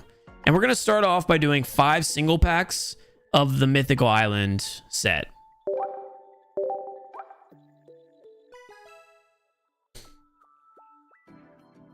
What am I doing? Viewer battles? I don't typically ever do viewer battles. So we'll be counting 2 every 5th pack and seeing if it's going to give us a rare guaranteed. Now, that doesn't necessarily mean you can't get a rare pack before 5, but it just means that at the 5 mark, it is guaranteed. So that was pack number 1. We had nothing. Pack number 2. We end up finding a Celebi EX. Okay. So what we're going to do now is actually swap packs, because apparently every time you get a hit, it resets that luck. Now, actually, Janie, could you get space in here? Bring space in. Does it reset your luck on an EX, or is it just a 1-star or better in this theory? Trust me, the theory is wrong. I'm at 21,000 cards collected. I've tried everything, and both Apex and Mythical Island complete. 21,000 cards is insane. Insane. We'll see. We'll see. Oh, did we just hit 10K cards? How many do we have? We have 9,861. We're not there yet. I'm waiting to see if Space comes in with the answer.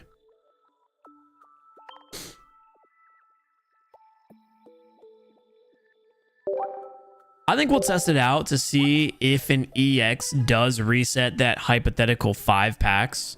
So that was our second one. This would be our third. No hit.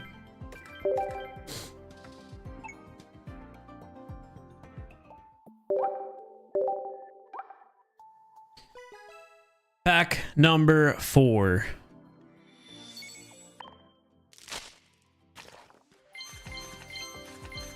Nothing. Okay, so we're gonna see. Hey, we just hit 10,000 cards, by the way. So hell yeah. What? Space, in the 5-pack theory with single packs, does an EX reset as a hit, or is it a 1-star or better? That was what I was asking you, but we're going to find out. So this is our 5th pack. Let's see if it has some type of flare effect or is like a lucky pack. We didn't have anything there, so that could mean 2 things. It could mean that the theory is not true, or it could mean that an EX resets your 5-pack guarantee. Anything EX or better. Okay, so according to chat, apparently the EX does reset it. So that would be our 3rd pack without an EX or better, since we did receive one on our 2nd pack. I did think that an EX reset it, but like I said, we're going to find out for sure here. So in theory, if we don't get a hit on this pack, we're guaranteed an EX or better on the next pack. Let's see. Nothing there. Now, I could also be doing it wrong because I was supposed to switch packs.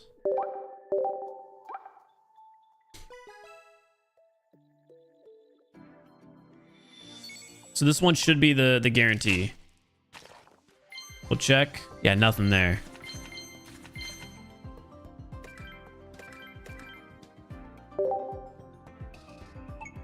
You gotta compare 10 singles to a 10 pack 10 times and average out the hit rate. That's exactly what we're doing right now. Theory is wrong. Could be, or I could have done it bad. So this is gonna be our first Charizard pack.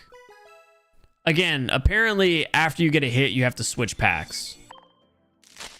So we should be guaranteed an EX better. We should be guaranteed an EX or better in 4 packs.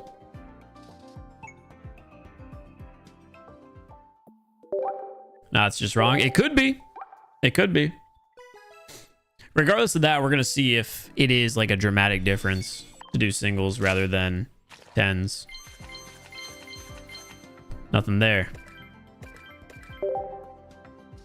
It's just random. It could be. This would be pack number 3, right? Or is this pack number 4?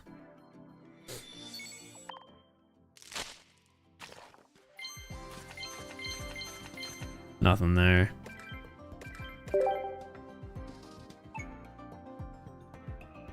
So this is pack number 4 then.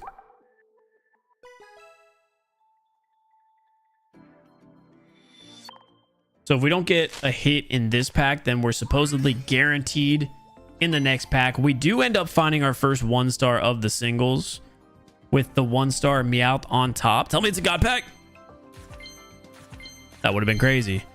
Okay, so that 1-star will now reset the 5-pack theory, which means what we need to do is go back to the carousel and start opening up a different pack 5 times. It's going to take longer, but again, in theory, that's how it works.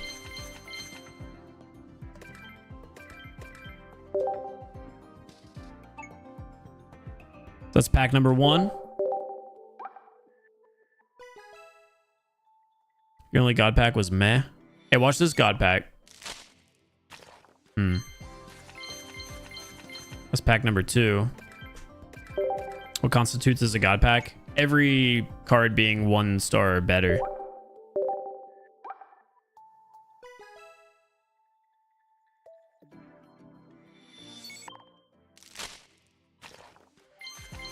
How do I keep losing track? Is that 3?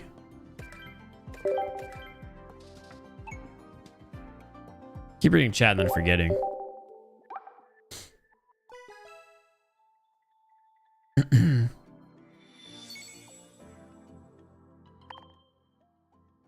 This is 4. Gengar EX. All right. Well, so far, most of our hits have come from the 4th pack. There's another EX, which means the guarantee 5 theory has reset, and it's time to open up a different pack. Your favorite? Nah, dude, that other Gengar keeps coming out. I mean, so far we're progressing on the EX cards much faster than we did on the 10 packs, and we have a flare effect here on our first Pikachu, and that'll give us the 1-star Snorlax. So, you know, whether or not this theory is being proven yet, I don't know. We haven't gotten to the 5th pack anytime, but we are getting some pretty consistent hits. So again, that hit resets it. We're gonna go back to Mythical Island, and we're just gonna keep going through.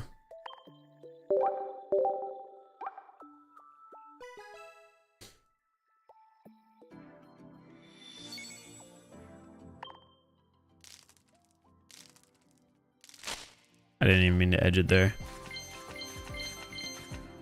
This feels like random RNG. Yeah.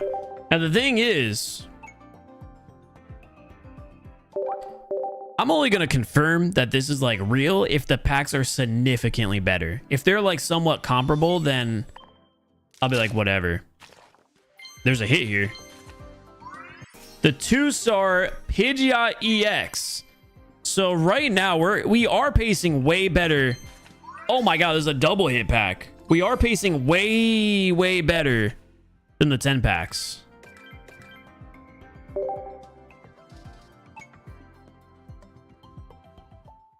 So that resets it again. That's the second time I've pulled that card, which is good. It's funny because we're using that deck and I needed that. So we're back to Mewtwo. Singles got me everything I have. Are singles the wave? Do singles give you better luck? That is what we're trying to find out here. That's 1 Mewtwo. Again, every 5 apparently is when it's guaranteed.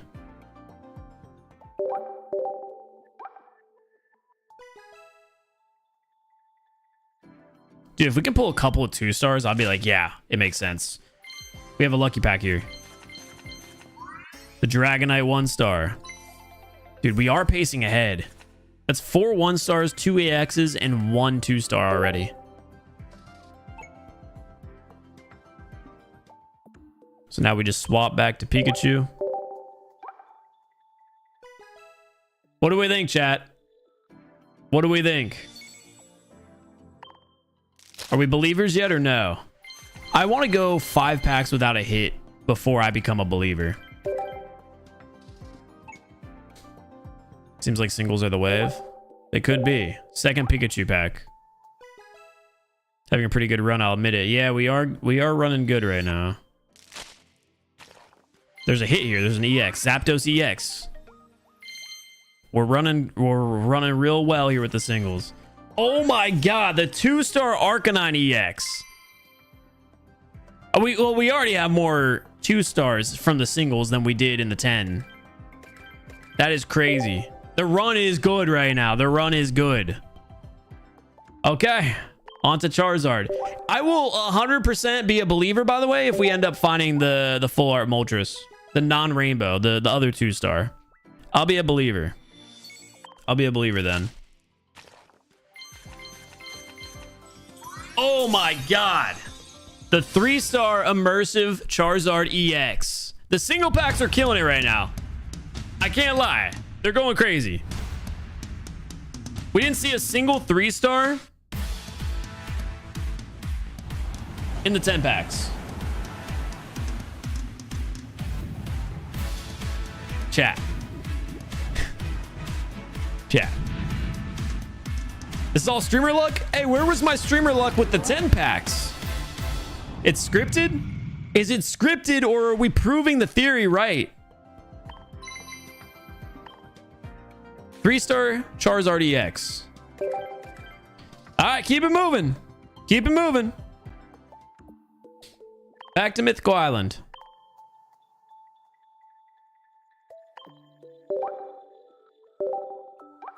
Nintendo is watching live. They're like, patch it, patch it. Hold on, something ain't right. Oh my god, another lucky pack. Another 3-star, back to back, literally back to back in single packs, not back to back 10, back to back singles. There's another 3-star. The run good is going crazy, chat. The run good. This is nuts.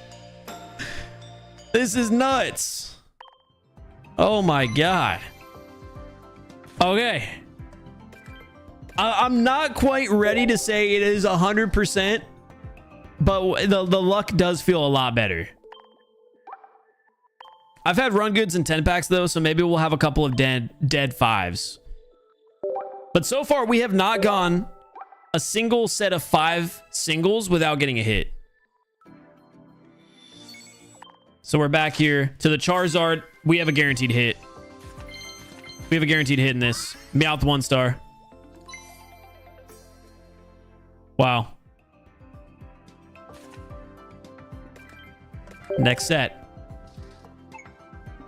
Next set. I'll donate 20 subs if you pull a crown rare. Okay, chat home. We need a crown rare. For the first time, the crown rare won't cost me money, but it will make me money.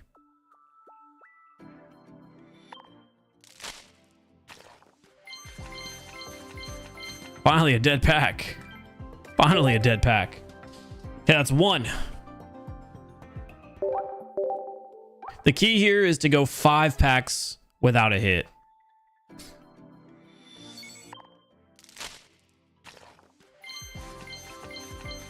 That's 2. Anticipation. Indeed. Why does it only take 6 gold? Because we're doing 1 pack at a time. This is the 3rd Mew. Mewtwo. Nothing there.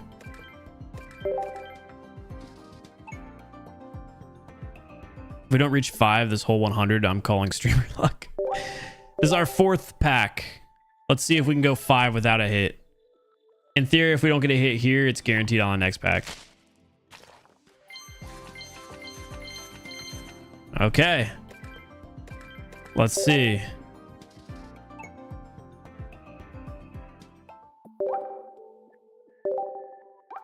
The 5-pack theory is being tested here. So we should be guaranteed at least an EX here. And I don't think we got it. I don't think we got it. I don't know. I don't know. I might not be a believer. It might just be random luck. This is our 6th pack.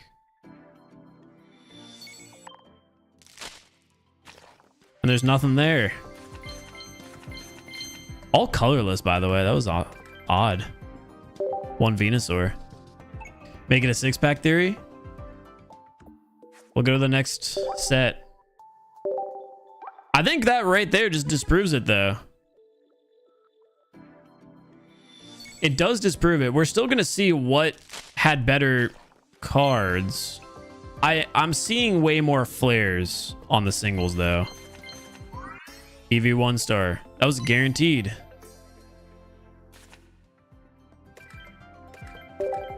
Or hollows count as hits. Nah.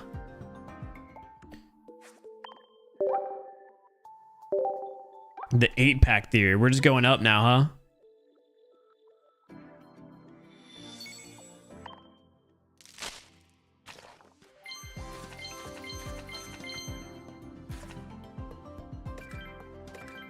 They do it in regular TCG. Live patches, crazy work. Everyone's like, yeah, they nerfed it live right now watching the stream. That's everybody right now in the chat. I mean, to be fair, we'll see where the numbers stand afterwards, but right now, single packs have been more productive.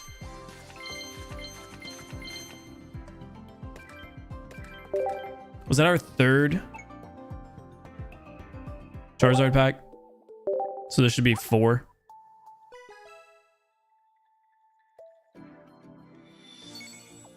You know the pent corner theory?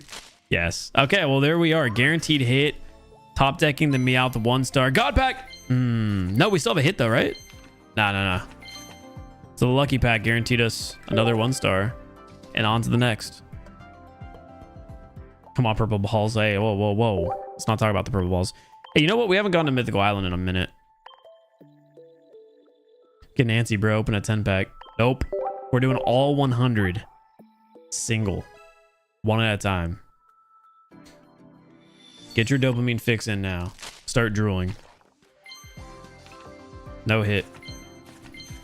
I said it before when we were doing the 10 packs, which by the way, I think we did 50 Mythical Island with no 2-star.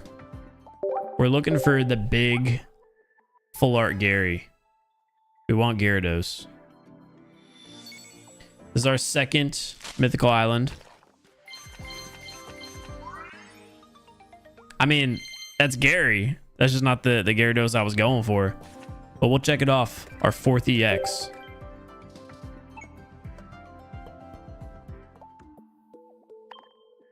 Which means it's time to swap again. Going back to Charizard. I'm still trying to find that 2-star Moltres. Not the rainbow, to clarify. Not the rainbow.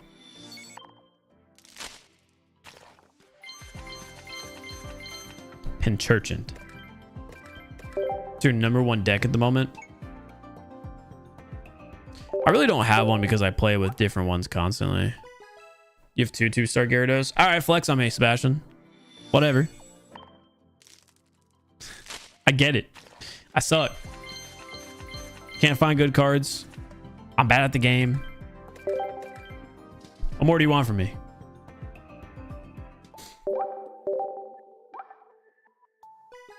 Pack number 4. Oh, you know what else I also need is the Rainbow Articuno. Still hunting that. Yeah, Dank, we do have all of the crown rares. I think switching pack after hits are the play. I think so too. Does feel like the move. See if there's a hit here. Nah. Just a hollow Executor. And that was 5. Right? So I think we can 100% bust the myth of the carousel. Swapping every 5, guaranteed to hit. But what might end up being the case is single packs giving us a bit more juice. We'll see. I think what it's going to come down to is us just kind of ultimately saying single packs don't improve your luck, but they do take longer to open, which gives you a bit more bang for your buck, you know?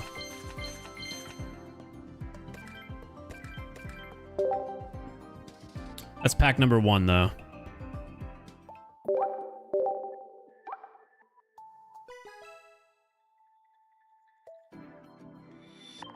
Pack number 2. This is borderline the longest we've gone in the singles without a hit. We're at 7 or 8. Pack number 3. No, I trade you one of my 2-star Gyarados by trader limit to 1 stars. Oh, yeah, it is. It's all good. I appreciate it. Hey, so that counts. Okay. That is 9 packs with no hits. This is our 4th Mewtwo pack. So I want to say at this point, the single 5 guarantee is completely disproven. Like at no point of us doing something wrong, it's just completely disproven.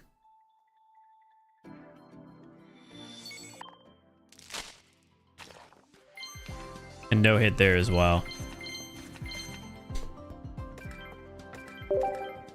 So that would be the equivalent to a dead set of 10 packs. Because that was dead.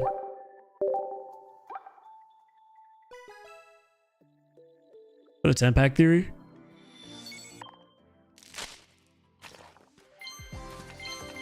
It Arcanine EX. There we go. I spent $50 on Charizard pack and never got a rainbow rare Moltres. Join a God Pack Wonder Pick Discord now. I have yeah, that's the move. Is the God Pack I should not have done what I just did. I should have swapped packs. Yeah, I think the Discord servers are the wave. Sebastian, I actually already both opened all of my 10 packs today and got a crown rare. So we're literally only doing single packs for the rest of the pack opening today. And the reason for that is because I'm still going to be comparing 100 singles versus 100 10s or 10 10s. What does the Discord server do?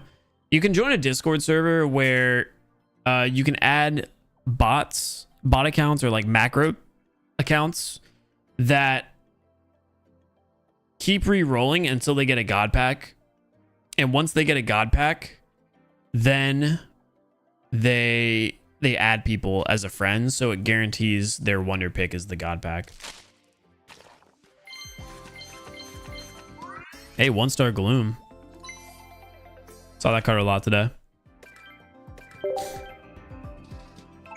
Have I tried it before? I have not, but it's getting more and more known. I'll probably make a video on it maybe after I do this video. Because you have to delete your entire friends list. It's my best card. Just any of the golds, I suppose.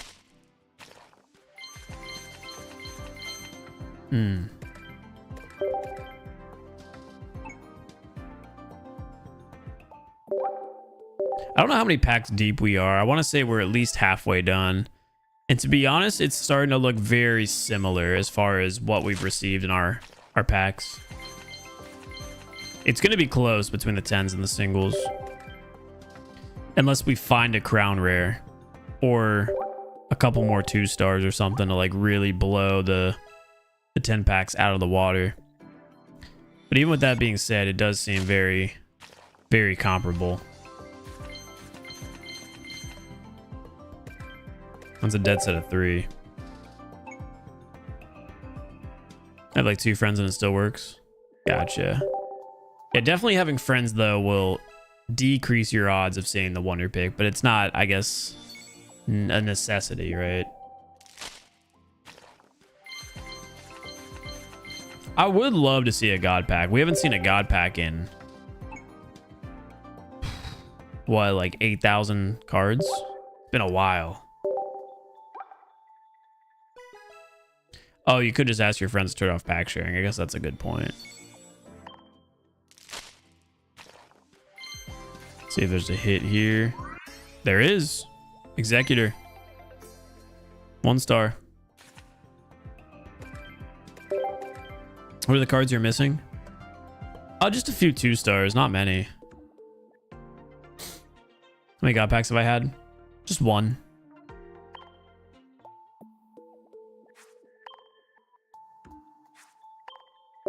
Go ahead and open up some Pikachu packs.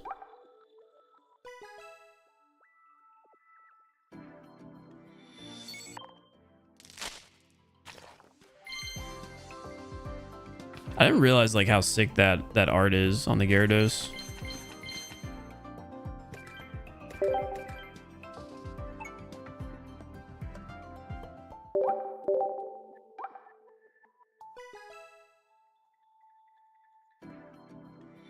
I got a spiritual messenger from Lily. God pack is on its way.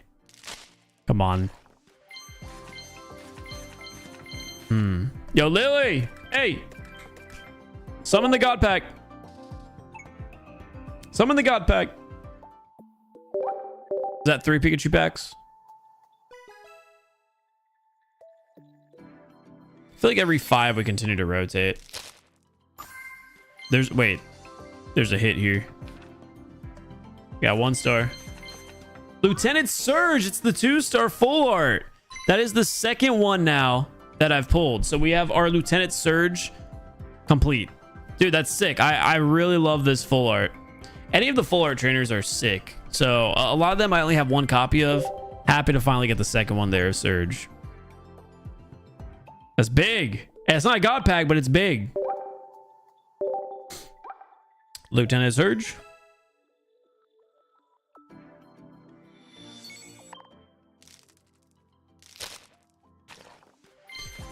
After our next hit, we go back to Mythical Island.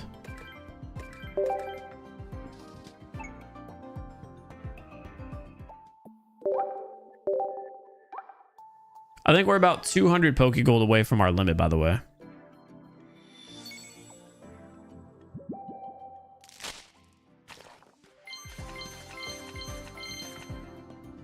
Plain Full Art is one of my favorite cards. I don't know if I think I have that finally. There's a few Full Arts I don't have. I don't have Misty. I don't have Brock. There's a hit here. We'll take that. Charmander 1-star. That is our 10th 1-star of the single packs. Love the Sabrina Full Art. I have one of those. Back to Mythical Island.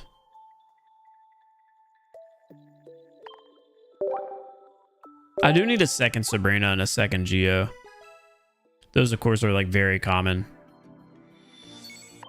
I'm really happy that we ended up finding that Pidgeot EX 2-star today. Since now we can run both copies in our deck for the video we're currently filming.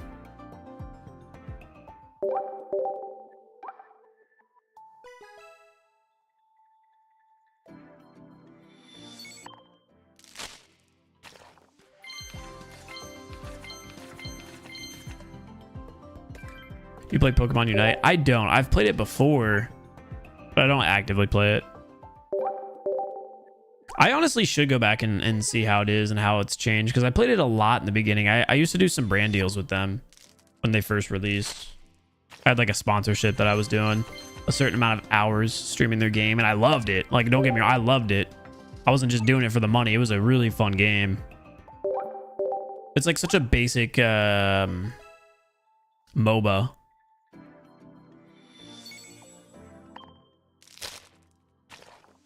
Pack number 4.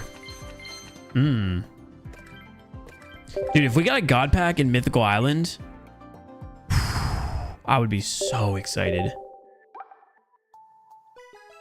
That would be my top pack to get a God Pack in. We have a hit here, guaranteed. Vaporeon 1-star. Still hunting the Big Gary. Could you imagine that was the God Pack? That was our 5th one, I think. Maybe 6. So back to Genetic Apex. See if we can get Sabrina real quick. Thoughts on that? Gary's next? Oh, hopefully. Again, every hit we swap packs. Whether that be a 1-star or an EX. How many God Packs have you found on 10k cards? Just one. The one that we have the short on. I haven't found like the ultimate God Pack, like the gold God Pack. Now those are insane. I'm starting to think those don't even exist.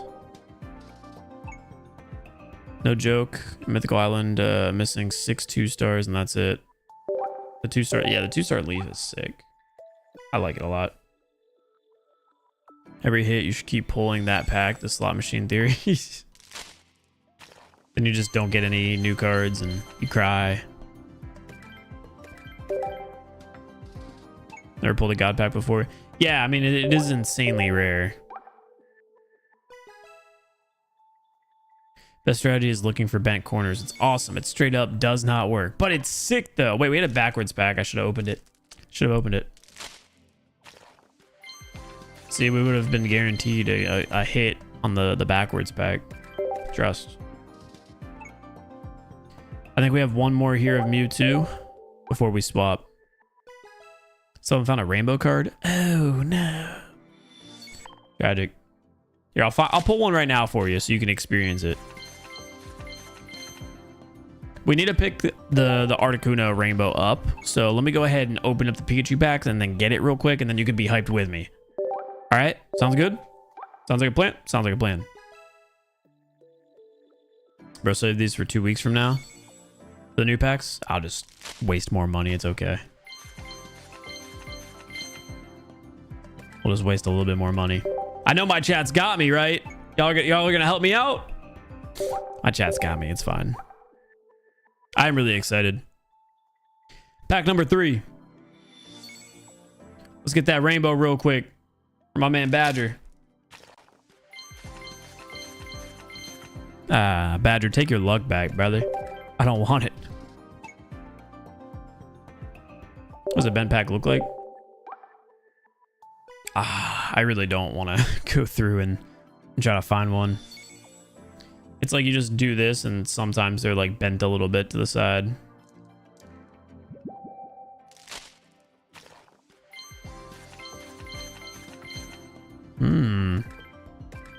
I think we're borderline on 9 packs with no hits. So it happens in singles as well. Like that is 100% guaranteed.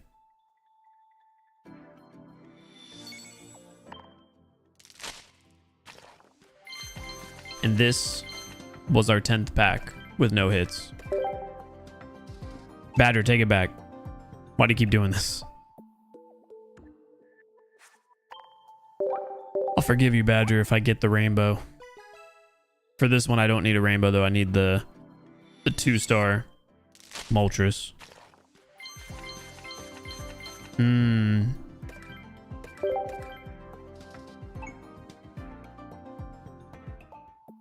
Honestly, just go back to Mythical Island at this point. Or you always get something in the 7 packs to the left. Man, we all have tinfoil. I should make a tinfoil hat for this particular stream, huh? That would have been a good idea. Just like if you swipe from right to left, you have better luck. How many packs till... Wait, how many till the 10 packs? We already did the 10 packs. That was the beginning of the stream. Got a pack on 9th pack.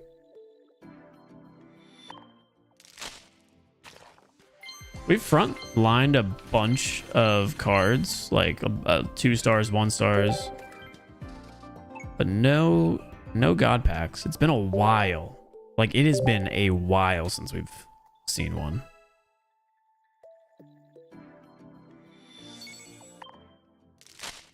We're on a dead 14 streak. Starmie ending that streak there. Picking up an EX. But that was, I think, 14 packs in a row of singles without a hit. So if you guys didn't believe the 5-pack theory was dead before, definitely you have to now, right? You just have to.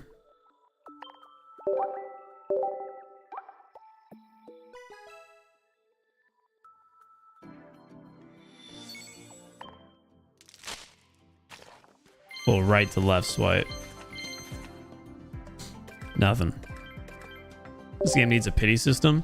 Well, that's what the theory was, that there was like a secret pity system for single packs. But we did disprove it today.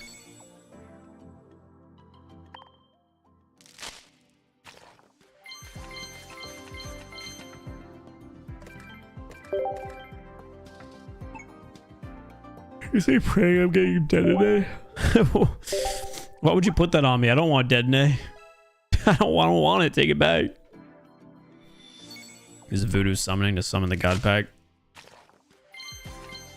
I could live without getting a God pack, but at least put like a hit on the top of the deck to give me that like slight adrenaline rush of maybe getting one.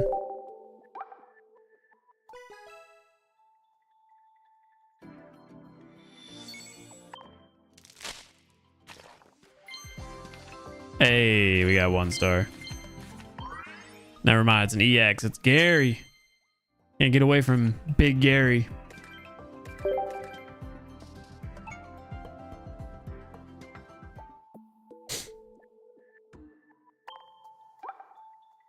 What can 500 points get me? Nothing, right? Yeah, nothing. The only card that we don't have, there's 2. It's this card. This is the Gyarados I'm going for. And then that Celebi I don't have. Which is crazy because of the fact that I have 6 of those Celebis. The 2-star one is harder to find than the 3-star, and I will die on that sword. I'm telling you, it is legit. To get a God pack, one must do 10 push-ups and 3 sit-ups. It does not sound that bad at all. If I God pack here, then I'll do the sit-ups. We didn't get it though. We have some type of kit here on the next card. The full art Lapras. Thank you very much. Dude, it's been a minute since we've had one of those packs. Crazy. Crazy. These numbers are looking very, very similar to the 10 pack. Oh, back-to-back lucky packs. Dragonite 1-star.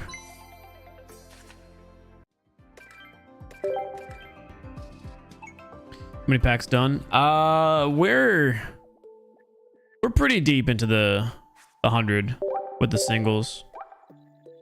I want to say somewhere in the 200 golds area is when we'll be maxed out.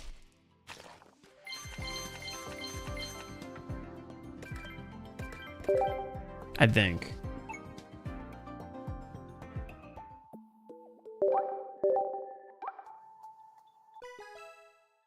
It's all good, Sebastian. I appreciate you though.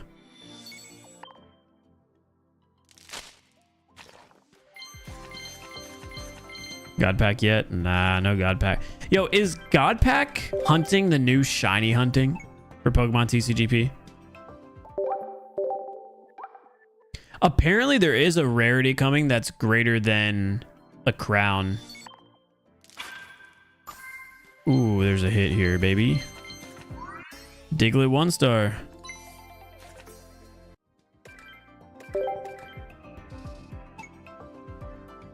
You smell something gold?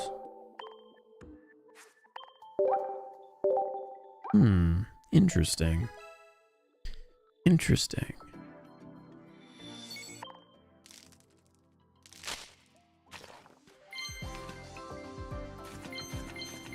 Was it Sandshrew? It's worse than shiny hunting. I'm at 3,200 plus cards and no gold card and no God pack ever.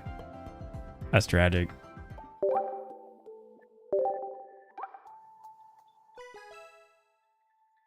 Dude, I really hope they come out with shiny cards. That'd be sick. I don't see a world where they do, but that would be really cool. And when I say like shiny, I mean like rarity wise. Like I'm sure they'll have... Dude, imagine... Hold on. Imagine you could crush cards and instead of flare effects, you can eventually make a card shiny. Like, it takes a lot of duplicates, but you could do it. That would be nice. Hey, there's that 1-star Meowth that we love to see constantly here. That is our 15th 1-star, by the way, of the singles.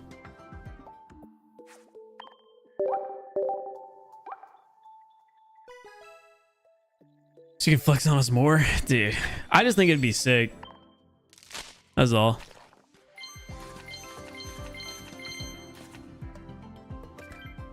A 100 dupes equals a shiny? Yeah, something like wild. Well, it obviously depends on the card's rarity.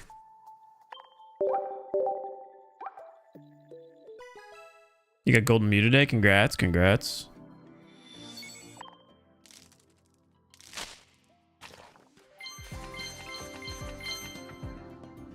You smell gold and Mewtwo? Oh god, I don't want to see another gold Mewtwo. I will literally crush a gold Mewtwo if I pull one. It will be crushed. I will not keep it.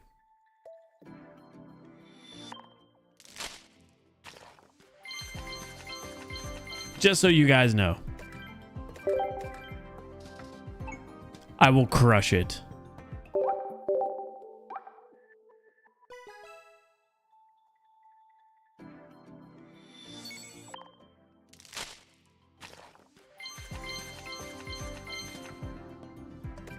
What card am I looking for? None. We're just testing a theory out.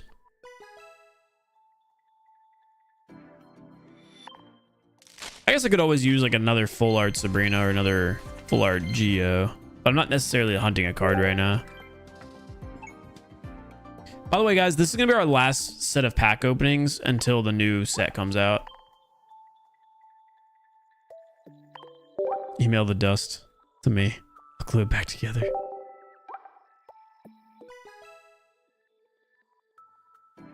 Hope they tease the new set soon. Yeah, dude.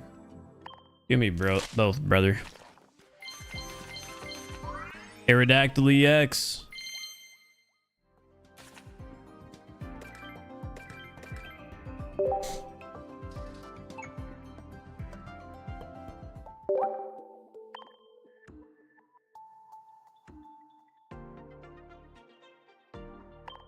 Heracross EX.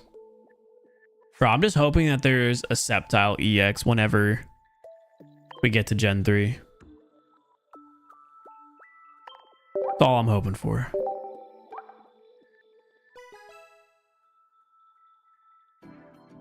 Yes. I like the way Badger thinks. Manifesting the Gold Mew. How about the 1-star Diglett instead?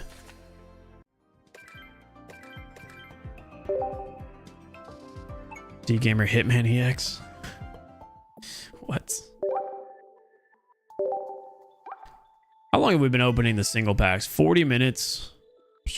Definitely takes longer. Definitely takes longer. Hey. Give you 1-star. Second card of the pack. Hey, double hit. Nidoking 1-star as well. So at this point now, we've collected more 1-stars in the single packs than we have in the 10s. We've also collected more 3-stars, more 2-stars, and more EXs. The only thing that we haven't gotten from the singles that we have from the 10s is going to be a crown rare. But at this point, everything has been better from the singles.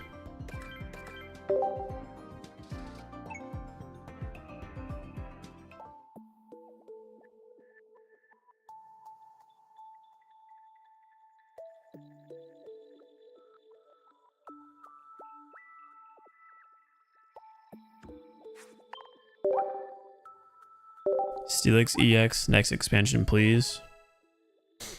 Immersive Trico, brother. There's no way they would do it, but that would be sick.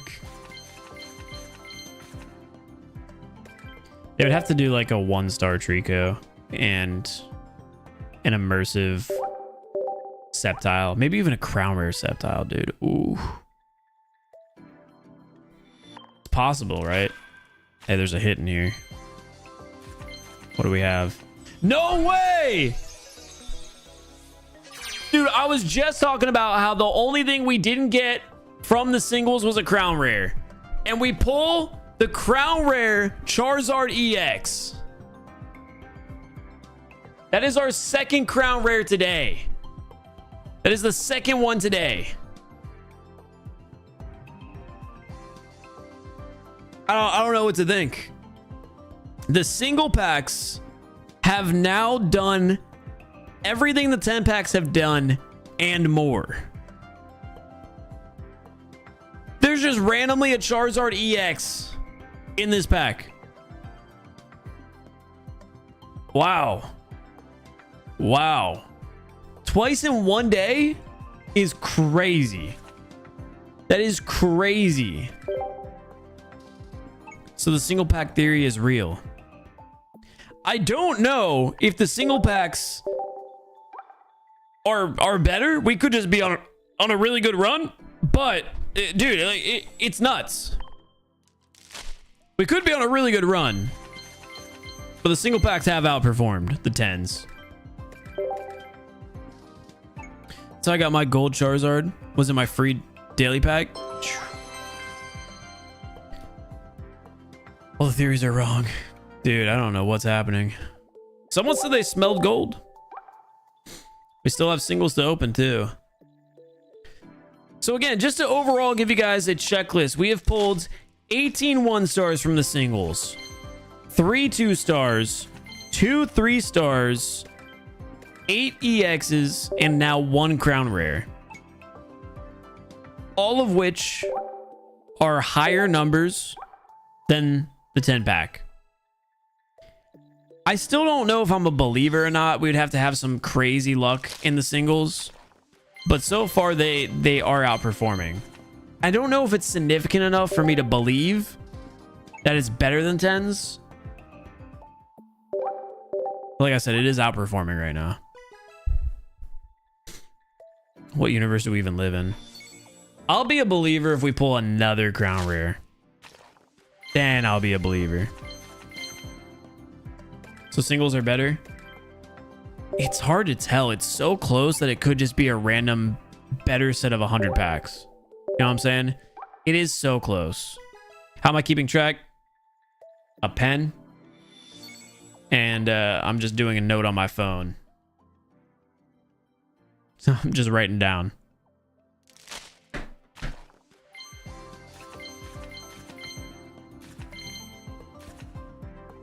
Or even better, a rainbow.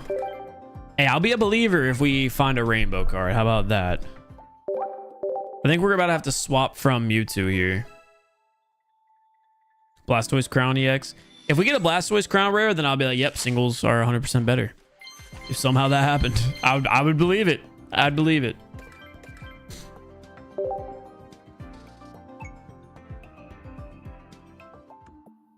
One more crown rare. And donate to cancer research. Sure. I'm down. I don't know any charities, but we'll figure it out.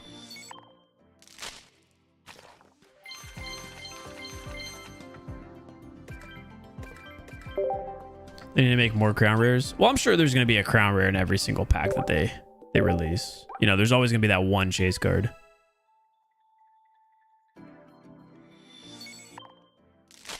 I can't believe we pulled 2 crown rares in one day. That is nuts.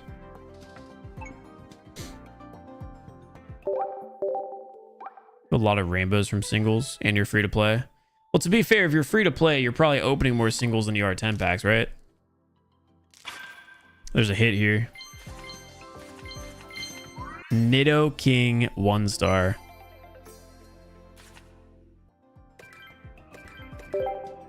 All right.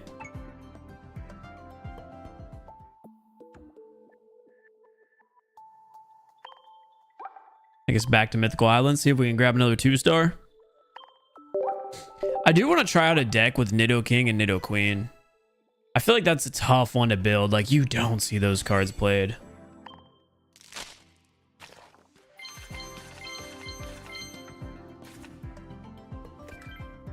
Manifesting Celebi FA. The full, I do need the full art. I don't need the immersive. Too many of the immersive. Following this game, if they add Crown Rare Regigigas. I'll probably eventually get to the Reggies. You might as well download the game now. We have a hit here. It's going to be a 1-star Marshadow. So the singles are officially crushing it now. I remember my first shiny Charizard VMAX. What a moment. Does sound like a moment indeed. I just wonder if there is like a hidden pity system on the singles rather than the 10 packs. Like, it does feel logical, right? Because it takes longer to open up the single packs. They probably do boost the odds a little bit just to keep your attention on the singles. Like, it does feel like a pretty natural idea, a pretty natural business model. What was the first crown rare of the day, Noah? Mewtwo. Pity system is crazy. It is something that's like typically done though in games like this. Like an example for a lot of people that know me, I do Call of Duty Mobile content. In Call of Duty Mobile, you do 10 spins of a lucky draw before you're guaranteed the item that you're trying to get, and that's like what a pity system is. Ooh, hello, hello. Little 1-star guarantee. The Nidoking coming back out to play.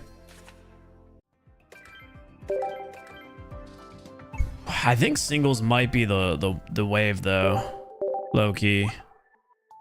Which is a shame because when I do my pack opening for the new set when it comes out, for sure we're doing 10 packs. Arcanine EX. I feel like I haven't seen an EX card in a while.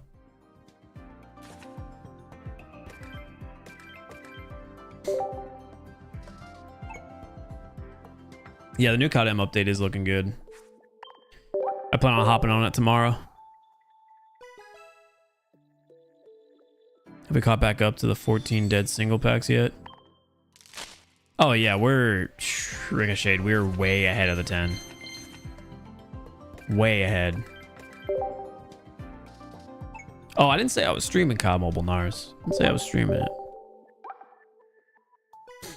Oh, I'm ripping in 10 stacks. Life is short. That's valid. That's valid.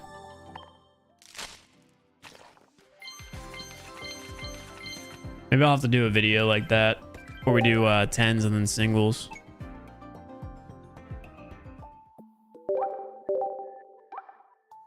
Guys, I made a Nidoking / Queen deck. How'd that go for him? I'm sure it's been done.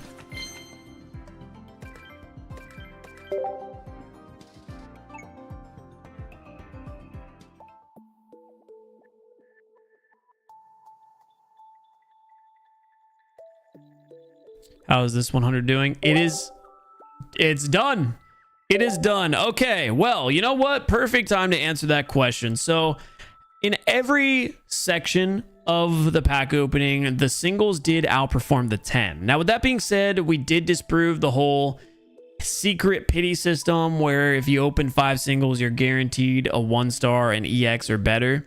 We did disprove that because we actually went on a dry streak of, I want to say 14 packs with singles without a hit. Now, with that being said, we've definitely gone on longer dry spells with 10 packs, but we also have a larger sample size. But as far as just doing 100 versus 100, the single packs got 21 1-stars, 9 EXs, 3 2-stars, 2 3-stars, and 1 crown rare. As far as the 10 packs, our luck was much worse.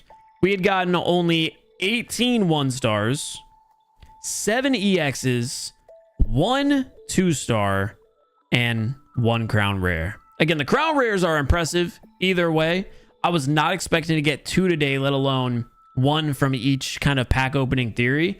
The results are much better for the singles, but again, I don't know if that necessarily proves that the luck is better on singles. What I will say is that if you open up the single packs and you're going to do your gold limit for the day where you're opening up 100 packs, it is much more enjoyable to do the singles just because it is more timely, so you get more bang for your buck as far as like time to enjoyment level.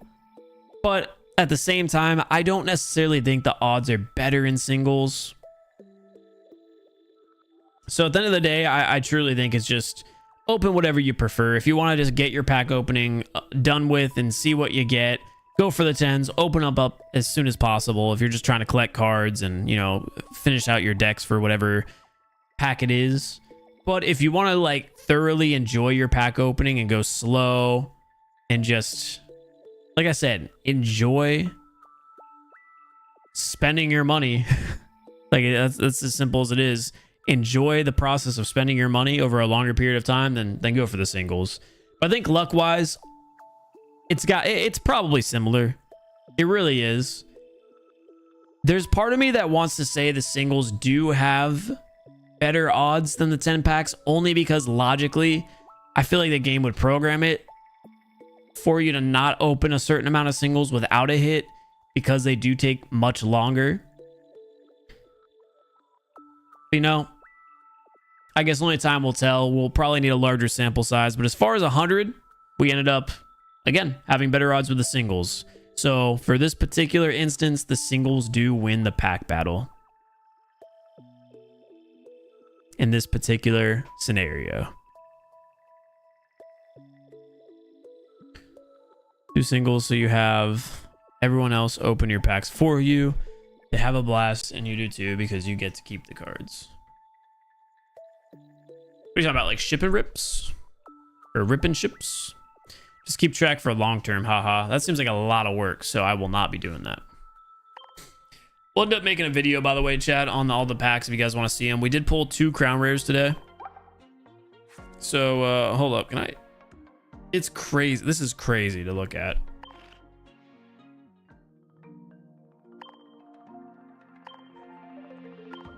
So as far as our stupid collection of cards, wow.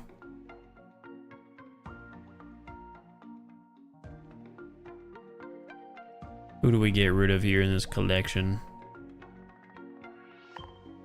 Marowak, you lose your spot, downgraded. Honestly, I think we're about to downgrade Mew as well.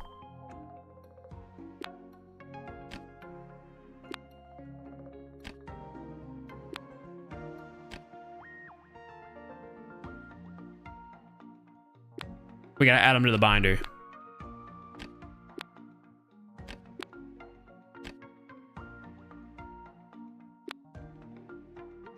Keep the birds together.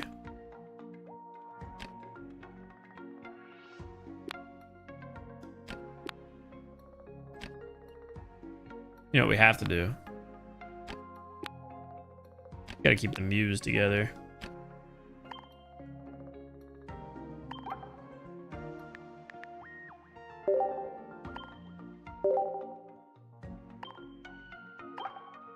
That's the first char that I pulled, I'm pretty sure.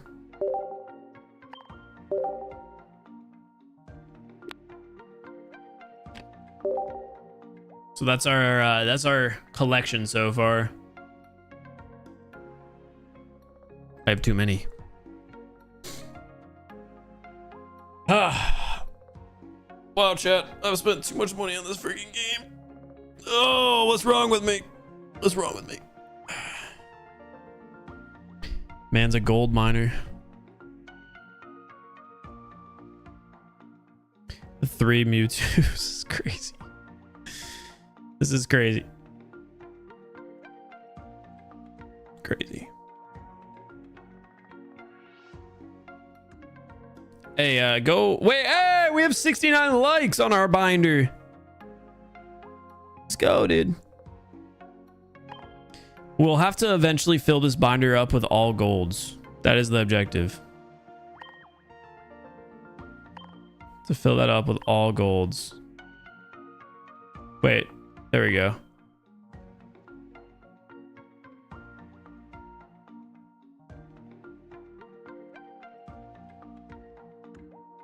You do wonder picks? I don't think I'm gonna have anything like in my wonder picks.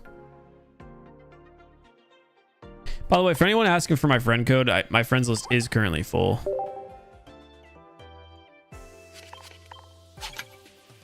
It'll take 2 years? Nah, because most likely we're getting 3 packs on the next expansion, right? The next season, as they say. There's nothing worth opening in our wonder picks. All right, back to reality here, which was we're playing the game.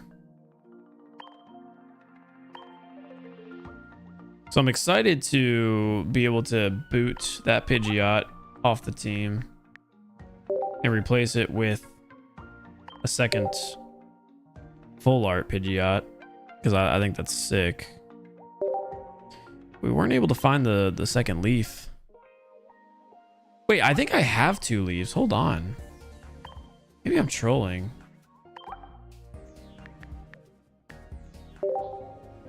No, I guess I only have 1. You know what we really need to see is a full art Professor's Research. Has to be done, right? I believe they said a new release every 45 days.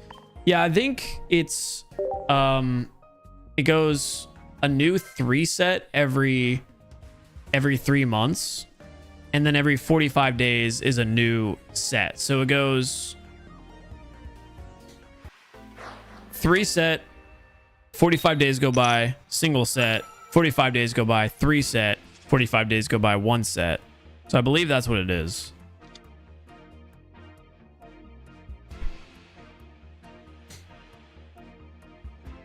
All right, leading off with Drud into a fighting deck. I was really hoping to see them start off with Hitmon. I actually haven't played against Hitmonlee at all today, but we don't see it right now, so we'll go ahead and use the Pokeball, secure the Mew EX. I don't mind throwing this card down on the next turn. We have no cards in the Pidgeotto, Pidgeot evolution line.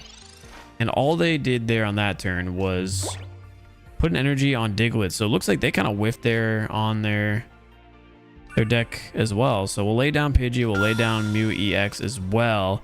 And this energy is going to go straight to Mew. We're going to see if we can get Gnome hacking available as soon as possible, just in case they do have some type of heavy hitting card in this deck. I'd love to get Drud active and going, but I just feel like it would be relatively meaningless to stack energy on our lead Drud now. They are going to use Dig, so they are striking out on bench Pokemon right now. Let's see the coin flip. It's not going to matter at the end of the day because we're not going to be attacking here with Drud. They do end up hitting it though. Dugtrio could be a very frustrating stall card to play against. Ended up top decking our second Pidgey. So inside of our deck currently we have 2 Professor's Research, a Pokeball, and then all of the cards to the evolution tree that we need. What we'll go ahead and do here is put this second energy on New EX, and everything else is going to be stacked on our bench Pidgey. And depending on our next pull, I'm most likely going to put this Pidgey on the bench as well. I guess it also really does depend on what our opponent ends up pulling. They finally used a Pokeball there to guarantee they get a second Pokemon there on the bench. They are going to Sabrina us, which was something I was kind of worried about. But what I can do is frontline Mew, and if we do end up finding one of the Giovannis, we could take down Dugtrio in one hit. Forget what I just said. So now the game plan is going to be to retreat Mew.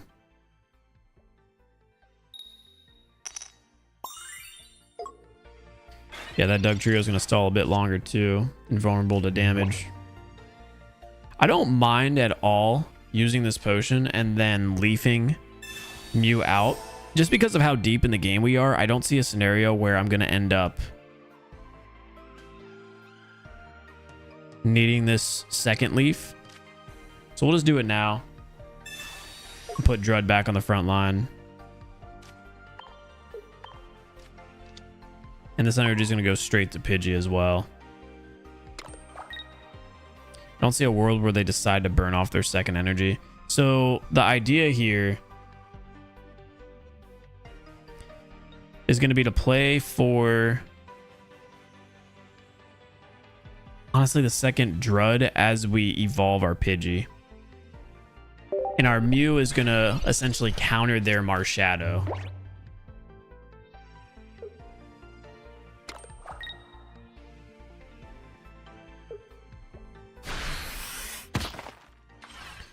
Don't mind that damage there. See if they land another heads. No, they're finally human, so end up getting tails there. See if Geo pops up. No Geo. So Mew's going to continue to sit just where it's at. We're going to lay Pidgeotto down on the bench, put a second energy. And this is where Pidgey is going to go on the bench to replace that Drud when it gets knocked.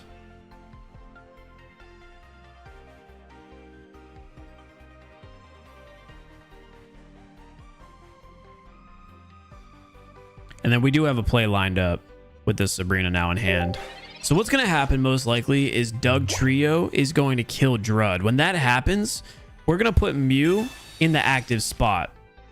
If they don't get another bench Pokemon, then we're going to Sabrina Marshadow. They do find Cubone here.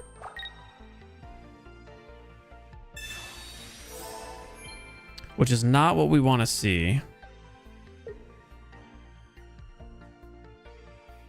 And that puts us in a tough position. I really wanted to use that Sabrina on the next turn, just how I described, so we could one-hit KO Marshadow with its own revenge. But I think what we're going to have to do now is frontline this Pidgey. Because there's no guarantee that the Sabrina is going to give us Marshadow.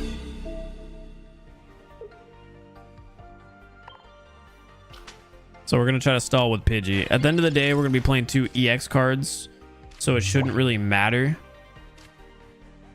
And of course, as soon as I frontline Pidgey, we do end up finding the second Dread, which could have potentially stalled a bit longer for us. We're in a pretty tough situation. I don't know if we should rock the Sabrina now. I really don't. I think we gotta hope that Cubone turns into Marowak EX. And at that point, we can find another card that we're looking for. I think just to stall a little bit longer, I'm actually going to burn through this energy on Pidgey and get Dread back on the front line. Anything we could do to extend the game is going to help us in the long run. 7 cards left. 2 of them are going to improve us a lot.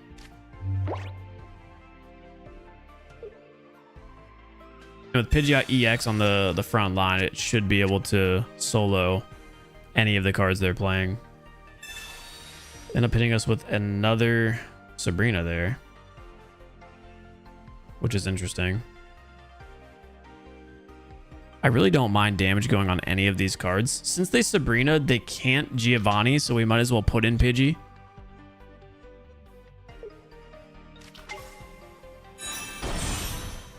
They could always retreat now and attack with Marowak EX. Let's see if that's the play they make, or if they just want to leave Doug on the front line. Looks like they're going to end up retreating.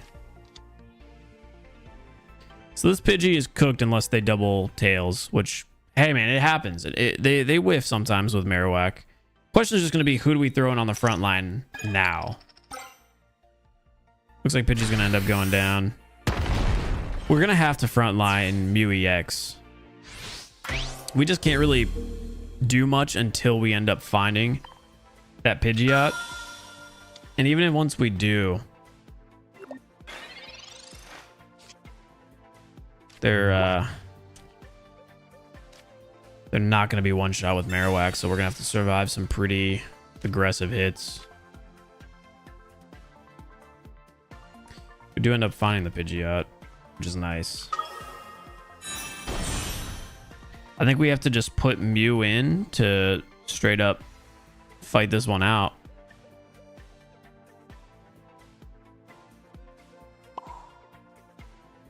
We could be in a really nice spot. If we can land 1 coin flip, we'll be in a really good spot. They did use both Sabrinas, so we'll never have to worry about that. So we just need to do some type of damage. We end up hitting 1, which is perfect.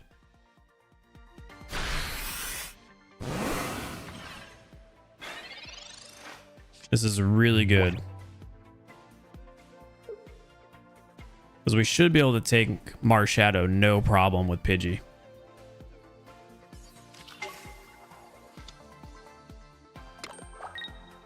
Their best move here is to retreat,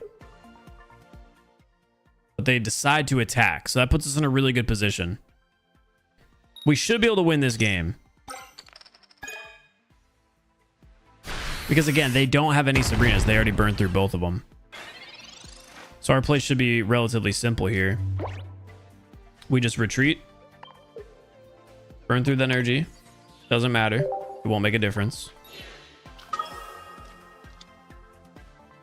Put this on Pidgeot EX, and now we just sweep. Because they don't have a single card that can kill Pidgeot.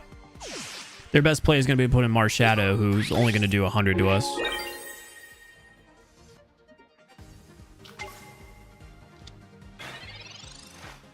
Yeah, they risked the double coin flip.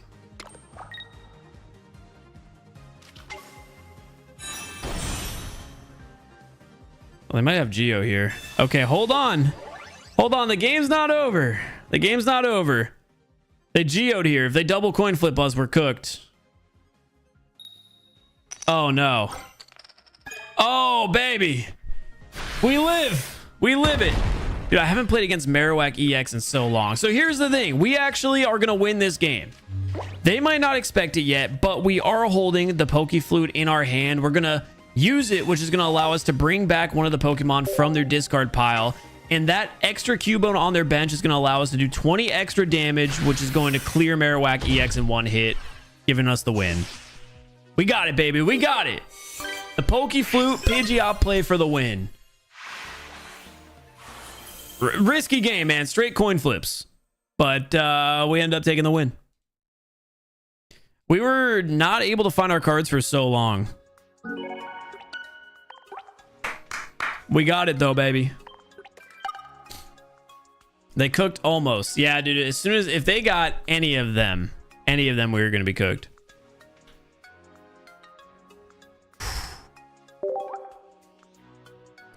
The amount of... single head coin flips there.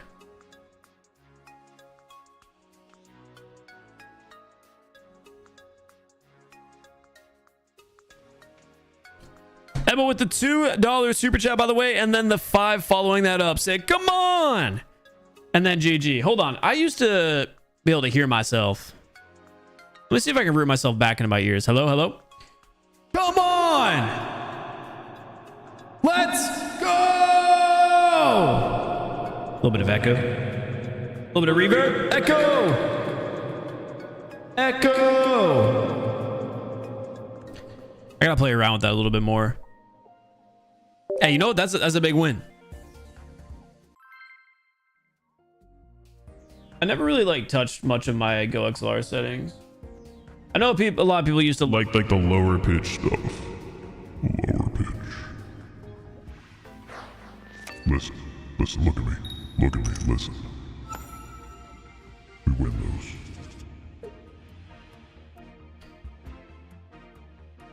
those. Blaine aggro deck.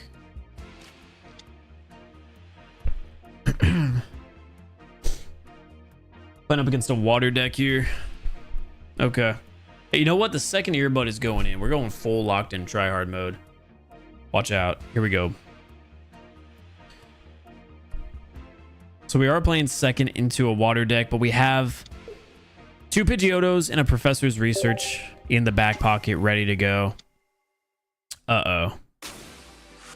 Turn 1, Misty Blizzard. Yeah, I do have Psychic Energy on this deck. I don't love it. And I only have it because I had switched the deck around and they just auto-placed it in. But I don't mind. I don't mind it existing. So they are loading up their cards right now. They did research, so that means no Misty on this turn, but I wouldn't doubt them having it on the next one. We do find the Pidgeotto and the Pidgeot. Let's see if the research can give us the Pidgey for the perfect start. Oh, baby. Oh, this is beautiful. Because we also have the Flute. And their bench is loaded at the moment. Now, the only problem is I am going to be vulnerable to a Sabrina. But I guess that's not going to be much of an issue because I'll only be vulnerable for 1 turn. Okay, towards Scoobs and Groot treats. Hey, I appreciate that, Emma. We're actually buying them new dog bowls tonight on Amazon. My Amazon cart right now is like supposed to have things I need for the new place. And it consists of 2 dog bowls right now, a dog bed, and 2 new toys. So they ended up placing the energy there on Staryu. That's, you know, got to be a pretty straightforward sign that they have the Starmie EX already, but we do have the full evolution tree, so I'm not too worried about that Starmie. If they decide to put it in the active spot at any point, we'll be able to slay it out. And it seems like I'm only finding Psychic Energy right now. So the Druds are not going to be fighting at any point. Stop. Nah, no need for that, Emma. Hey, y'all just watching the streams is enough. I appreciate it. So here comes the Starmie. Let's see if they put it in the active spot. If they do, next turn it's dead. If I can find the Geo. That's the big thing. If I can find the Geo. Now, if they decide to attack our Drud and lose that 20 HP, then we just come in and trade instantly with Pidgeot, and that's game. There's going to be no coming back from that. It looks like that's exactly what's about to happen, so we're in a really good position. I don't have Leaf yet, though. So it's not guaranteed. We can see if we find it here. We top deck it. That is perfect. This is exactly what we needed. After a few games of running dry, we get a perfect start here. So like I said, we're going to go ahead and use the leaf here. We'll get Drud out with 10 HP at no problem. Pidgeot's going to be ready to trade, hitting for 120 damage. They're going to have no energy built up. And if we can somehow find the Sabrina after this... Oh, man. It'll be game quick. Thing is, max damage they do to me is going to be 40. So we are really in a good spot. Let's see if the concede's coming through. No concede yet.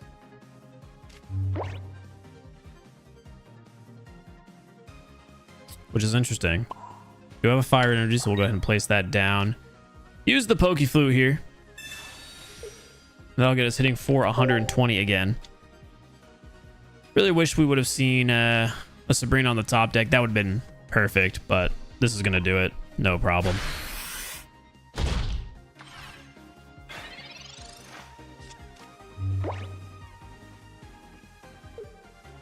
Not sure what their play is. There it is. There's the concede. Hey, we're starting to cook.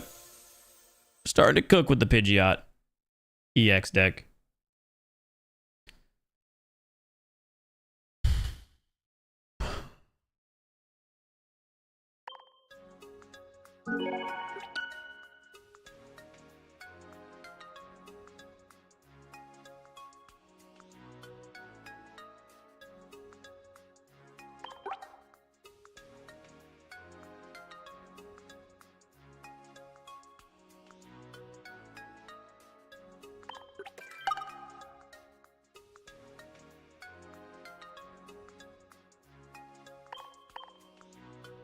What's the lucky pack theory?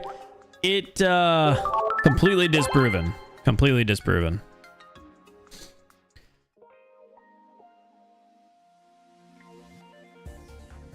Chat, I think we have enough good games with the Pidgeot deck to come out with a good video. Some of the endings have actually been really good. I feel like all of the wins have been...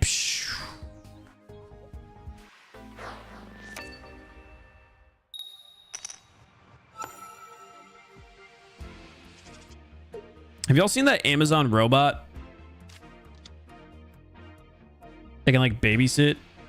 I want to see if I can find it again. I don't remember the name.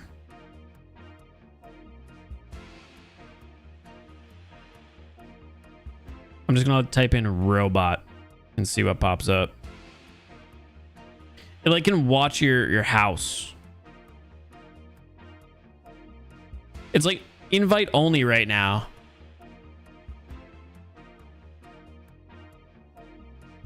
And if I go back a couple of times, here it is. I found it. I found it. The Amazon Astro. I thought it was Astro, but I just was like, nah, there's simply no way it's Astro. I was like, simply no way. Let's see if we get a concede here before the first move.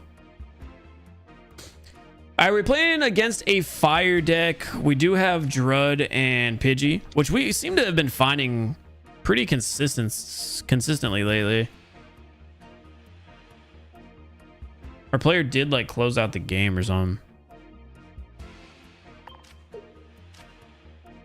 We'll play our Drud there. We've got Pidgey on the bench ready to go. They are starting with Charmander, which is one of the weaker starts here to this deck. I'm assuming it's a Moltres Charizard deck.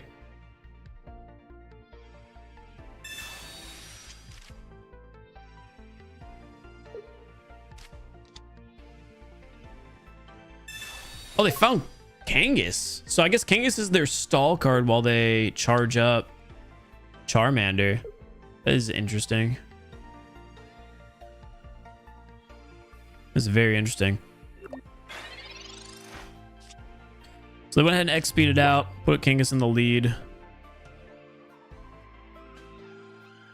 I think our only move here is going to be to put Pidgey on the bench.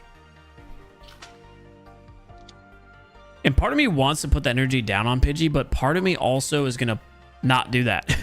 We're actually going to play Drud in this deck aggressively. So we've got a Psychic Energy equipped. I wish I had changed my energy. We didn't. But we're going to put it on Drud. We've got a Fire Energy in the bank. And if we can somehow pull a Water, Drud can be active and ready to go against Kangas.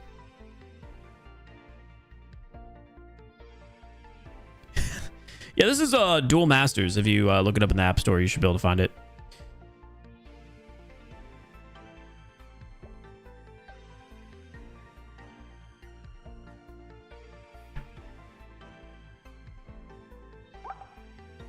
They've got the promo Charmander. Oh, instant evolution of Charmeleon, so it's not going to be a threat for a couple of turns. Needs 3 energy to get going. What's it hit for 60? Wait, what? I didn't know that was a thing. I'd never seen that evolved from screen before.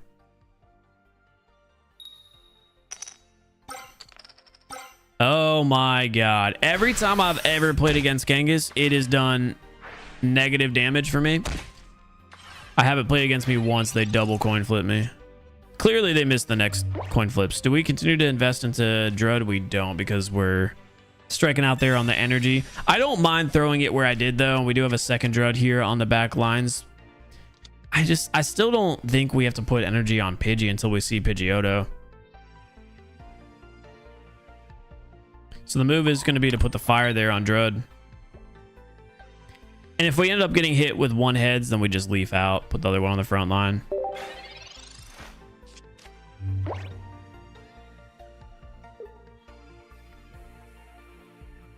The consequence of our energy is starting to become apparent. They did immediately find Charizard EX, so now we actually have to fully abandon playing for Pidgeot and have to start playing for our Mew EX. So we're gonna have to leave this empty spot on our bench for the potential Mew. We do have a research, which is going to be very helpful. And we're striking out on the energy again for Drud. We end up finding the Mew there, which means it's going to guarantee a Pidgey for us. So we're going to put Mew down. And like I said, we just have to play for a Mew at this point.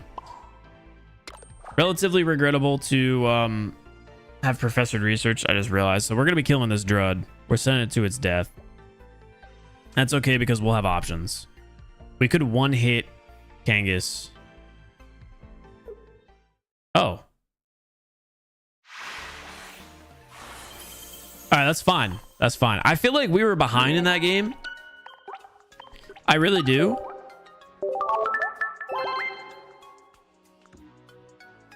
Let me change my energy.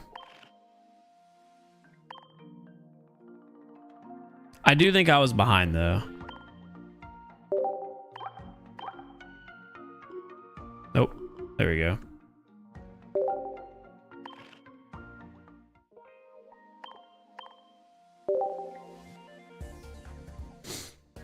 Mew won that? Yeah, they saw the gold.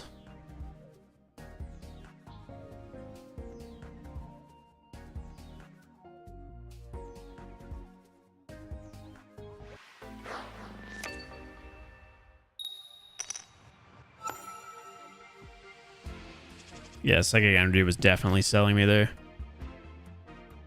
This is not a lead that you want to see. We're frontlining our Pidgey against an Arcanine deck. They might even have Charizard. Some people play like variations. But we do have a lot to work with here between the Pokeball and the research. I think since we already have Pidgey, we're going to do the Pokeball first. And see if we can thin our deck from some of the basics and hopefully pull an evolution with the Professor's Research.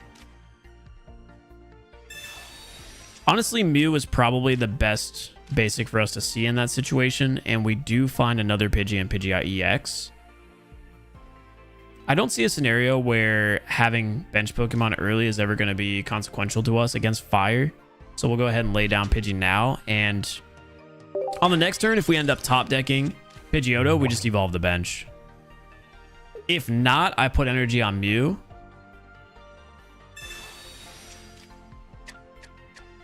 And we just go from there. They do find their Moltres, so Most likely they X speed or red card. Okay, it's 2025 and we're using red card, I guess. But most likely they use an X speed or burn the energy to get Moltres on the front line. Their red card helped us out there. It was a complete blind red card. It helped us. It helped us big time. We have a potion, flute, Pidgeotto, and Pidgeot EX. So now we can start playing for the bird. And the thing is, we're only going to be hitting for 100 damage with Pidgeot EX. But I think between Mew and Pidgeot, we might as well play the Pidgeot. And the reason for this is because I think the guaranteed damage with Pidgeot and the extra HP is going to go further in the match rather than the Mew, you know, hitting for the Arcanine's 120 and doing damage to itself. Arcanine takes 3 energy to get going, so they might continue to frontline Growlithe here rather than move in the Moltres. We'll see. They do find the Charmander, so now Mew is going to be important to have in play because it's going to be our counter against Charizard. They evolved Arcanine immediately in front of us, so they are committing to keeping it out. But they did make us stronger by dropping down that Charmander.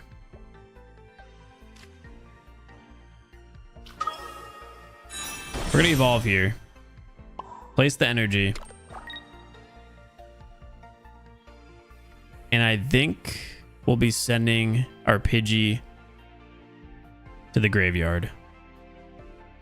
I could always Sabrina, which would probably force them to put Moltres in, which I don't think is a bad play at all. I don't like the idea of the Arcanine being on the bench and just coming in and swinging for 120 at some point.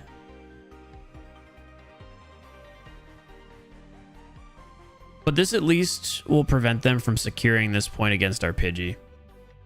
So I think trading a Sabrina for the death of a Pokemon is fair. 10 out of 10 times, I think they throw in Moltres here. I'd be very surprised if they throw in Charmander.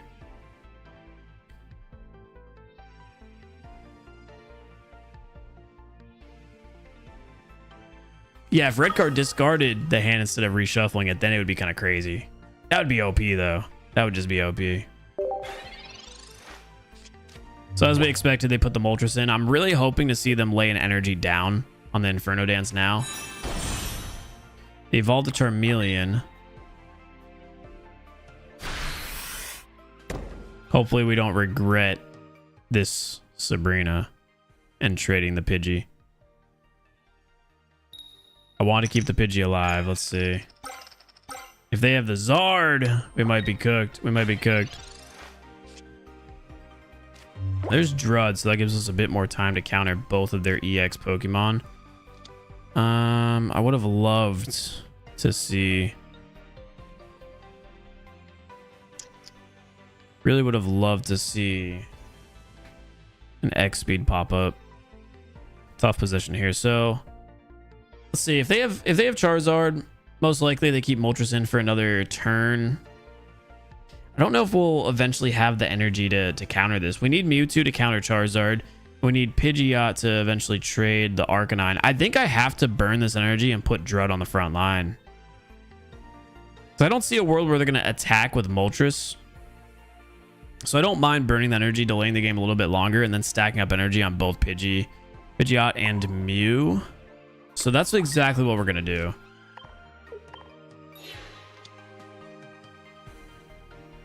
It might seem like an odd play, but we don't need nearly as much energy as they do.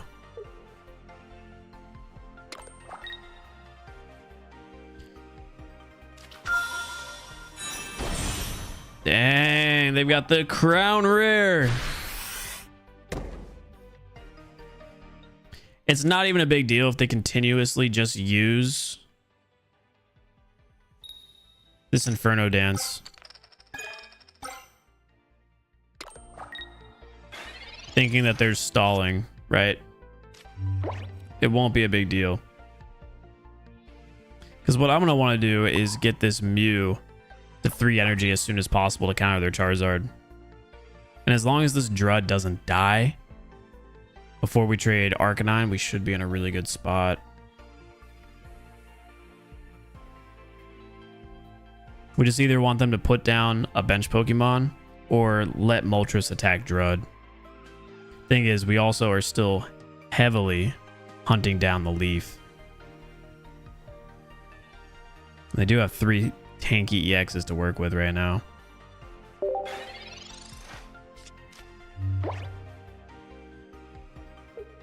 The win streak is 15 right now. Oh, you're keeping track? Yeah, 600 damage is still my max.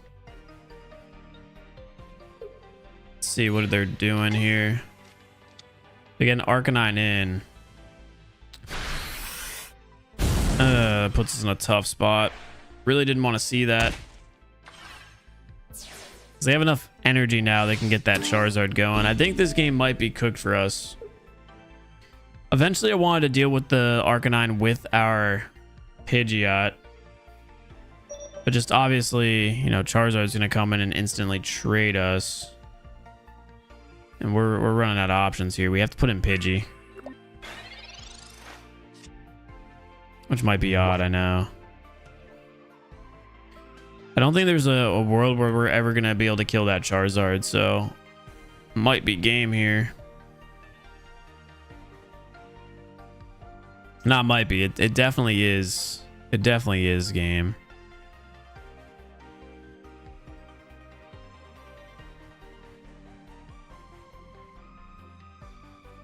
They just had their evolutions going and their EX cards filled with energy before we got to a place where we could actually do something. I've only actually burnt through 1 energy on a retreat. I don't see a way out of here.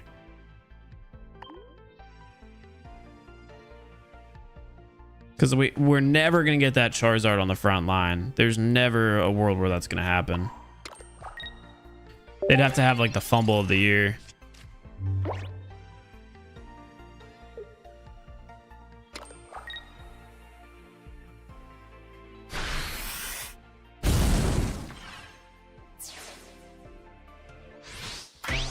Off the frontline Mew and just hope that we get a Sabrina and they just decide to click Charizard for some reason, but gotta assume this game is like really cooked for us. They had a just much stronger start. Them not laying down many cards on their bench too, completely immobilized our Pidgeot. So that's gonna be GG's. We'll take 1 down with us.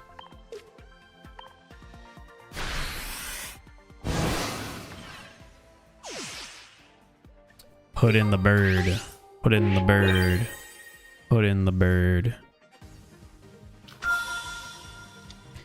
Dang. Yeah, Charizard is always countered by Mew. If you can get your Mew on the bench. You did good. Yeah, it is what it is. We had our evolution line quickly. It's just our Pidgeot wasn't capable of ever one-shotting because they had such tanky Pokemons. What if he misses? That would be crazy if there was like an 80% chance attack or something. Good game, good game, good game. They played it well. They never made any mistakes. I wouldn't say we necessarily made a mistake either. They played it perfect and their hand ended up being better. Overall, should have tanked Moltres during his stall. I just had to find a way to keep that. The problem is I had to keep Pidgeot alive long enough for Mew to get active, and I just don't see a world where that would have been possible. But I do agree. Maybe we had to play a bit more aggressive. It's just, yeah, I probably should have sacked the Pidgeot against the Arcanine. The thing is, I just assumed they would have retreated Arcanine then, and then attacked with Moltres. I don't think there was any way we were going to get rid of Charizard before they had gotten the points on us. All right, playing up against a water deck here. We've got the Pidgey start with Pidgeotto in the hand. Looks like it's going to be a Lumineon, Starmie, Vaporeon, probably 0 retreat cost deck where they just like transfer all their energy around. Whew. This is going to be gross. I'm excited to play against it, I'm not going to lie. It's all in the heart of the cards, facts. I was watching this video today. It was Yu-Gi-Oh! Plays Pokemon TCG. And he summoned... What did he call it in the video? I'm gonna go to my watch history and find it for all y'all. I think this is good. What did he call Charizard?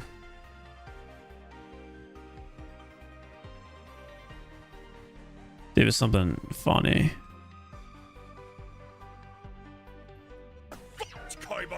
Not a Behold, the original Kanto Firestarter! Go hear it. Listen.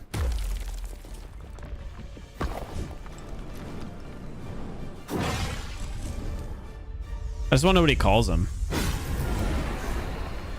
You can't just add cards to your hand from outside the game.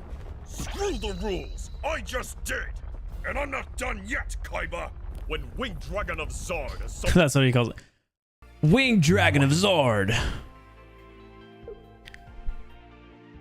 I summon Winged Dragon of Zard.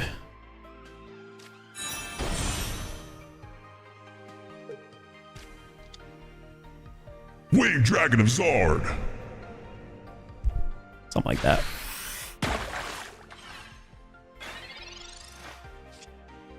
Ow. Honestly, Lumineon, kind of rude. Yo, chat, do we have Geo in this deck? Because I swear I have played 10 matches and I have not seen Geo once. Geo has not shown up. We have to evolve here, use our potion.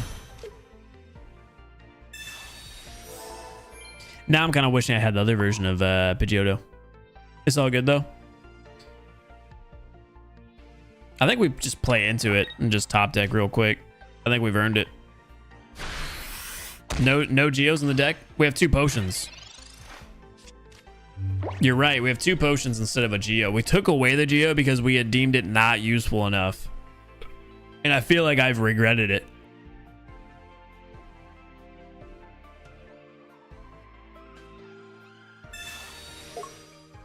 You got cooked when you Sabrina'd? Very well could be the case.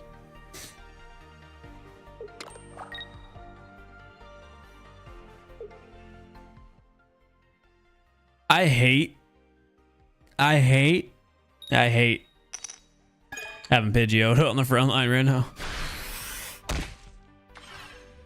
Hey, we're vibing though. Watch this. Top deck Pidgeot EX. That's game. Dang. That's tragic. Hey, top deck Mew. That's game. Dang. I appreciate you, Bowser.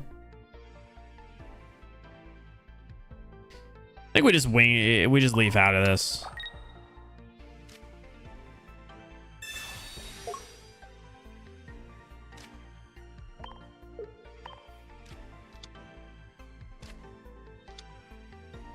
I never seen a fish kill a bird in real life. You got this, bro.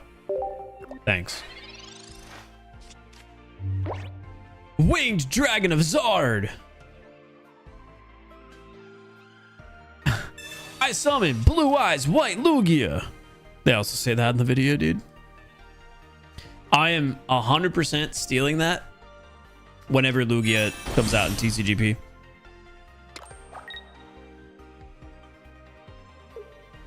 Love Celebi. I hate Celebi. I haven't played against Celebi in forever. Wait. Oh, wait. Are you gonna assume that I'm not gonna use another leaf?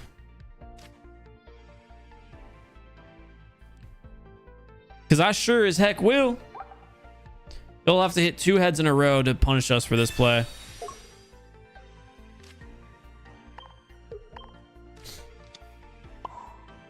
I sure as heck will. Pidgeotto, Gust wind. Yeah, I never seen a bird die to a fish before, so we're balling. All right, let's not get continuously stomped on here. Double heads. It doesn't happen. It doesn't happen. I conceded. Someone said, is Eevee a dog? Eevee's like a fox.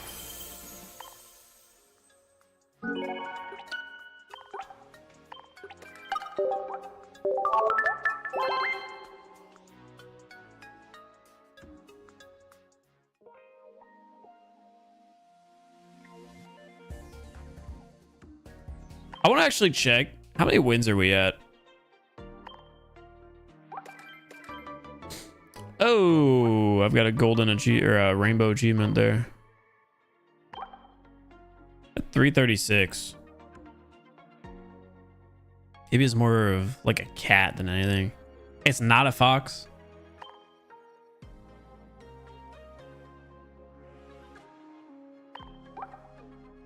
Just for this game, I say it a lot. Just watch a lot of content on different decks. And as you do that, you'll learn how different decks play. And that will increase your knowledge of the game a lot. And it'll help you out a lot. Because you'll see like a water energy against you. And just instantly know like, okay, they're going to be rocking like Greninja, Gyarados. Or they'll be having like the Vaporeon Starmie, Articuno Starmie. Like you'll kind of understand the different variations of what decks people are playing. And understanding that will help you know how to counter it. Like, I know we're playing against a Celebi deck. Most likely they start with Celebi with a Snivy on the back line in their ideal start world. They could be leading with Execute into Executor EX. And all of this knowledge is just kind of given to me based off of what they're holding, right? One card in the active slot, and then they're using Grass Energy.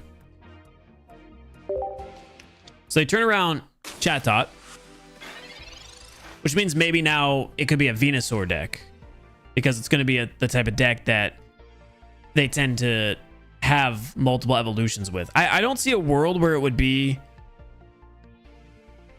Executor. So maybe it's Venusaur, or it could be Pidgeot, my bad. Could be Pidgeot, the same deck I'm playing. Or it could be a Celebi superior deck, but they just use Chatot as their lead so they could get the superior line more consistently. Now, that being said, we're in a really good position. We have Pidgey, we have new EX, and we're leading with Drought. This is perfect for us. So we're going to use this research and hopefully find Pidgeotto. We found Pidgeot. Still not what we're looking for. I'm not threatened at all here, so we're actually not going to lay another card down yet, is what I would say if I wasn't about to full load the bench with Pidgey and Mew.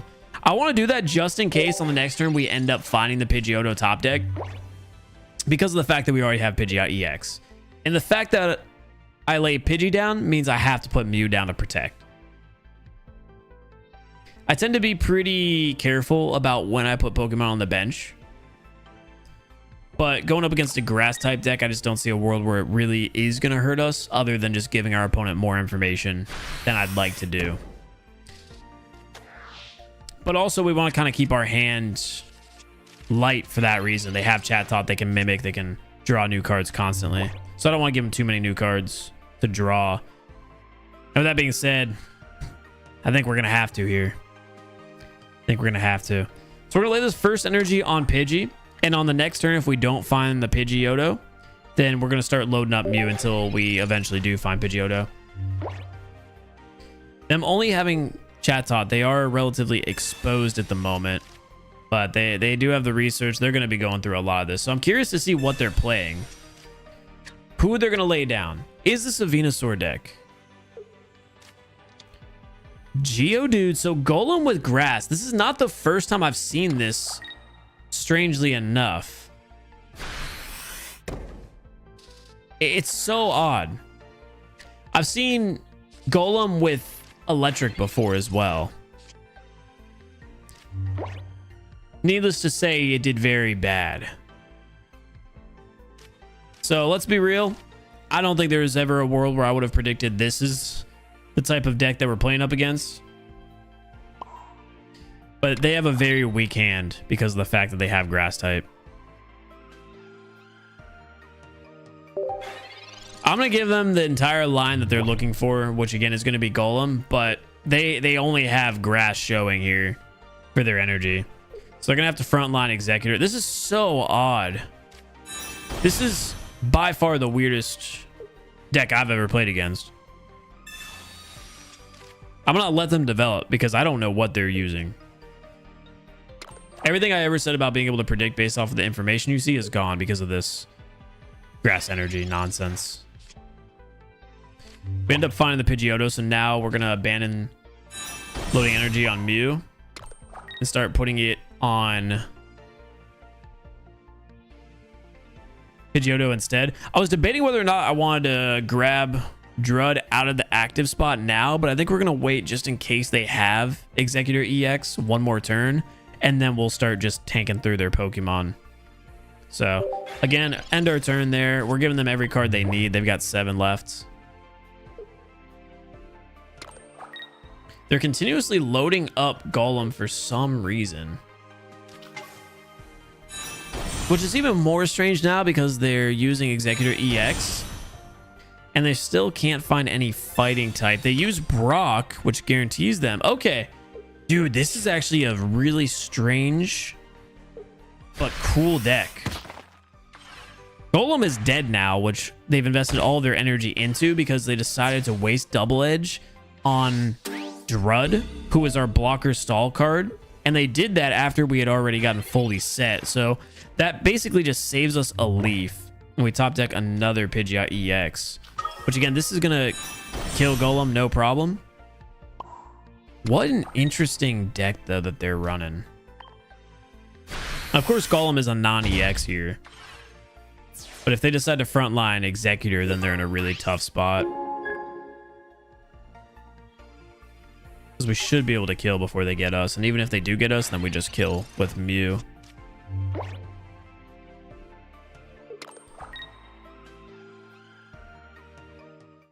Let's see how the coin flips go for them.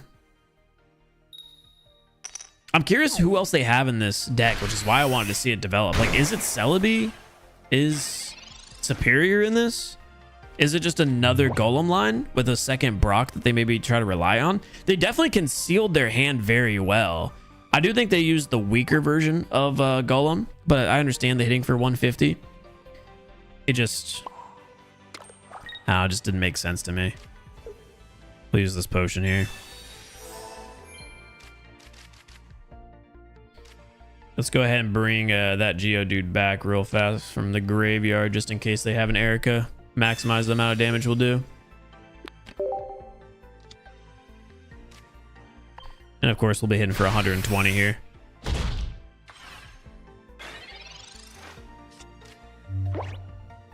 Let's see if they decide to retreat. It's the 1 fighting energy for Golem. Oh, does the other version require more fighting energy? It does make sense. I'm not gonna lie, I get it. It does make sense. I've never seen it played before. Executor EX with Golem. That's definitely a first. The question is just, who are the other Pokemon they've been pairing this with?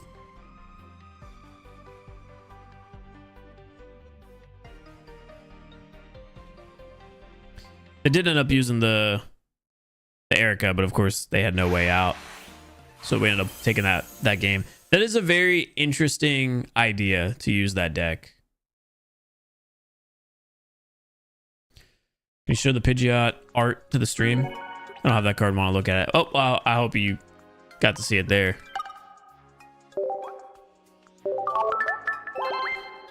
Oh, I guess it wasn't really that big. Sure, I'll show it off real quick.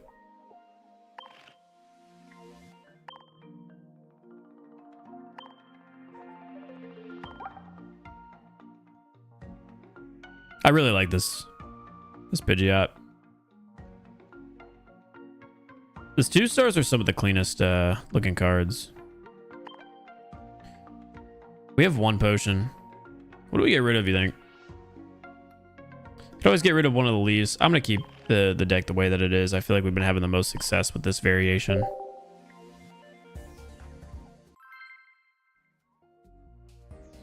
I don't know how I feel about that game we just played. I feel like I got bamboozled. It's 3 in the morning? How'd that happen? How long have we been streaming the game? 3 hours? Oh. All right.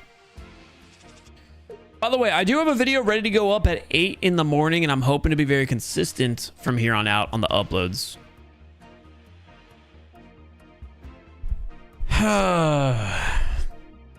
Playing against another grass deck, and at this point, I don't even know what to believe playing up against grass anymore. We're leading with Pidgey. They're leading with Bulbasaur. And the problem here is we just have no basics and no evolutions. So we really need this professor's research to come in clutch, especially with us acting first on energy. So we'll see what they pull here on their turn. They ended up researching and using the Pokeball as well. Laying down a Caterpie and another Bulbasaur. So this is the heal deck. They're going to use the Butterfree Venusaur combo. Pidgeotto there. Great pull. The research is going to get us Pidgeot EX. I knew it. I knew it. Okay, the heart of the cards, baby. On the next turn, we can leaf out and put in Drud. Do I really feel threatened, though, is the question. I might be able to just continuously frontline Pidgey here. I haven't played against Venusaur too often, but I believe its 100 damage attack is 4 energy. So I might be able to just continuously frontline our Pidgey here. Next turn, we evolve to Pidgeotto. We attack again for another 30, and then we're already set to go. So I think we just keep Pidgeot out. This deck is going to heal very fast, so I don't want to give it any time to develop. And I don't want to have to waste this leaf if I don't have to. Maybe they Sabrina us into Drud and then we use the leaf.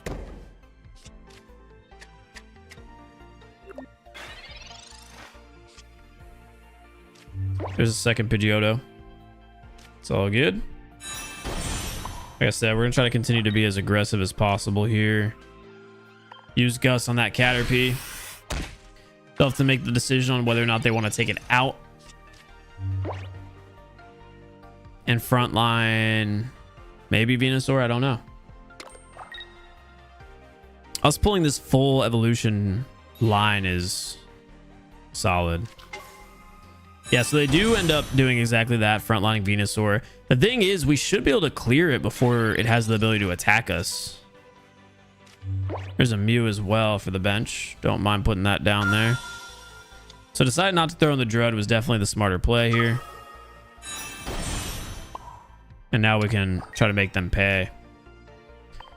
They moved around their cards a lot and wasted a lot of their energy in comparison to us, who had just continuously sat there on the front line, stacking the 3 energy. We did act first as well, but it's 3 to 2 energy right now.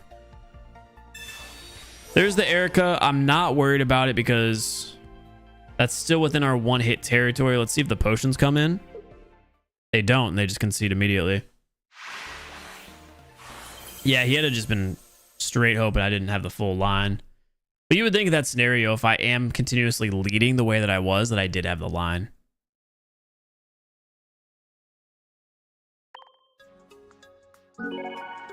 Yeah, I do live in Florida, Hope. 3 hours strong. Yeah, 3 hours strong.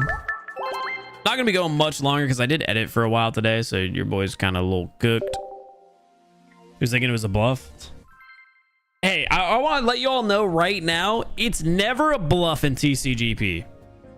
I've also thought maybe it's a bluff, but it's never a bluff.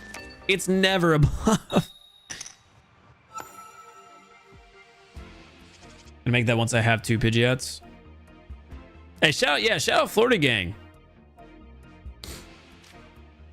Hey, once again, we're stuck leading with Pidgey, but we do have Pidgeotto. No research or Pokeballs to get us a little bit of assistance. But we're in there. We're in there. But up against the Psychic deck, Kangas with Mew is very interesting. Not a combination I think I've played against. I wonder if they have Alakazam in this deck. We do end up finding the Pokeball here. Look at us, Drud. I kind of would have liked to see Mew in that scenario. We're one hit vulnerable, so we have to put in the Drud. We don't have a choice. And they act first on energy. I could always Sabrina here instead. I kind of like the high risk play here. Nah, Kangas is just too strong. I think we have to get Kangas out of there. Make them frontline their Mew. Worst comes to worst, this... Oh, this is Leaf!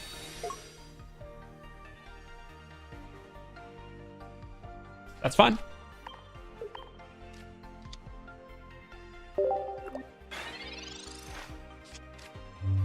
That's fine.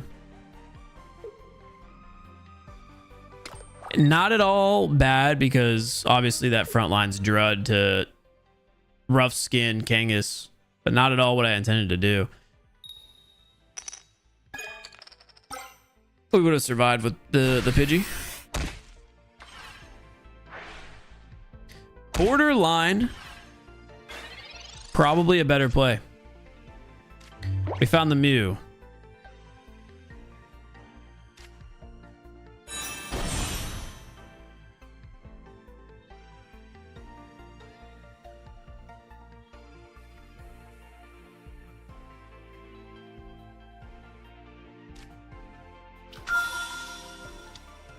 We'll start lighting energy on Pidgeotto.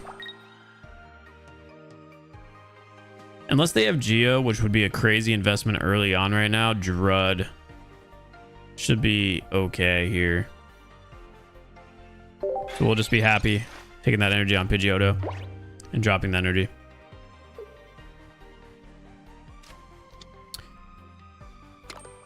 I can't hear myself talk, but I think I just said the same thing twice. If their Mew comes out, put yours out. That wall's their Mew. As long as they don't Geo there, we're chilling.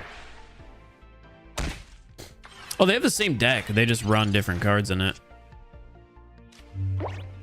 See, I attempted to run Kangas in this deck, and it just didn't work out well for me. Because I was never hitting with Kangas. But I do appreciate it.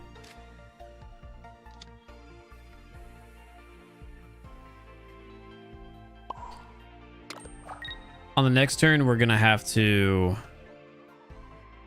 start building up Mew if we don't find the Pidgeot. No reason to use the potion now.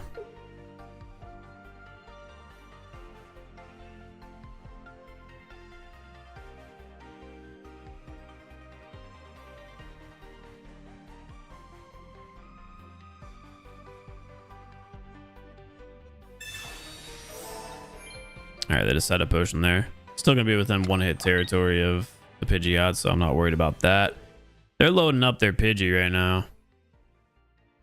No, I don't run Budding Expeditioner in this deck, since Mew's not the center of attention there. That is big.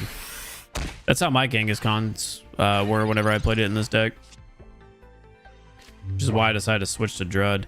Still kind of striking out here as far as the pulls go. So we'll lay the energy on Mew. Right now we are further developed than them.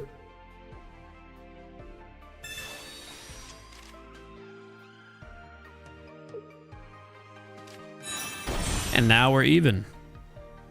I was gonna say, as soon as they find Pidgeotto though, it won't be great.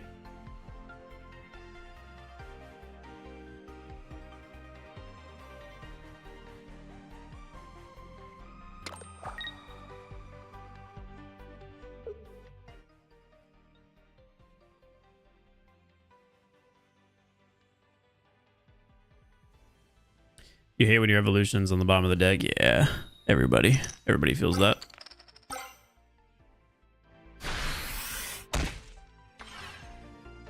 That's perfect. Hopefully we can get built up before this second Drud dies. There's another Pidgey. We're obviously not going to lay that down. We're just gonna put that energy on Mew.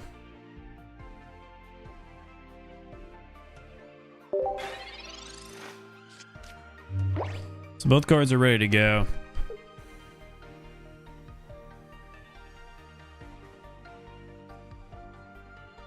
Thing is, playing a mirrored deck, there's honestly no reason for this Mew to have any energy. In theory. Right now, their biggest strength, they did just use their second potion, so that's going to be good to know. But right now, their biggest strength is just the fact that their lead Pokemon only costs 1 energy to attack. Meanwhile, mine costs 3, so I couldn't use that investment. Like, I could not put energy on that Drud.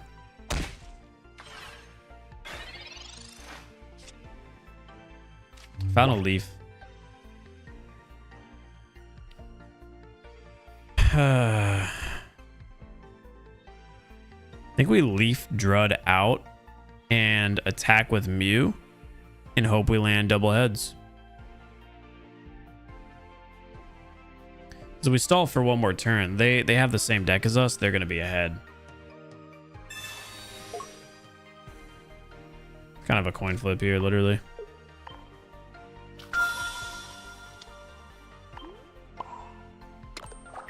See if we double coin flip. There's 1. There's 2. We needed that. That's big. That's big. So let's hope that they didn't also find their Pidgeot EX here. Because the thing is, they're going to be hitting way harder. And if they have a Geo, it's game over. They're frontlining Pidgeotto.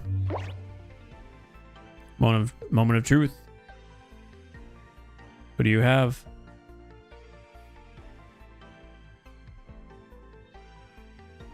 It really is just a race. I don't mind that. I really don't. I think we put in Pidgeotto.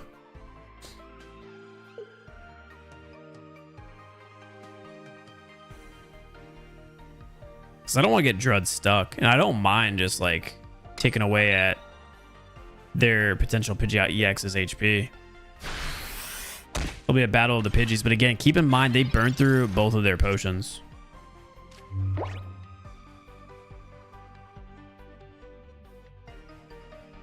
We do have the flute to work with. We don't find the top deck we were looking for. So we'll lay this energy on Drud. I think we have to save this energy for now. Or not energy, my bad. The potion for now. And we're going to just simply Gust. If they top deck it, they don't necessarily win, by the way. Because they'll have, what, 170. I need to get one more hit down. That's what I really need. Use one Sabrina. Neither one of us are able to find the bird we're looking for.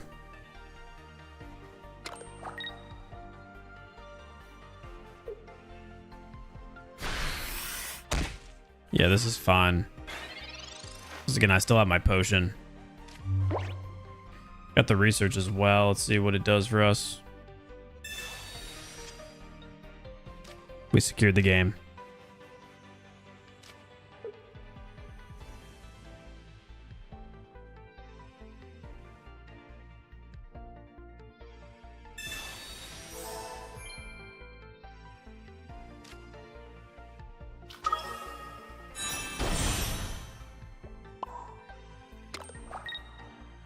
Who's on their bench again?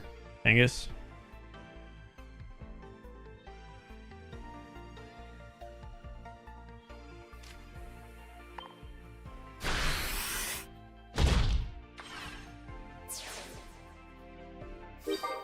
Awaken the bird within. The bird on bird competition. We're not out of it yet, by the way. If they have the Geo, then we're cooked. Which they might. They might play Geo in this deck. I don't mind at all losing in that scenario.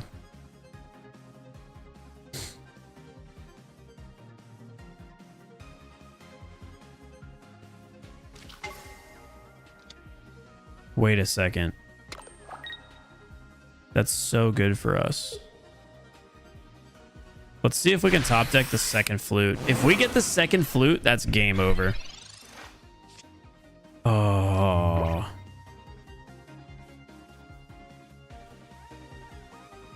It's coming back to bite us in the butt that we don't have.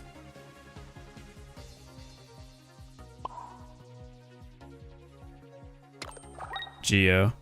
They've used one Sabrina here.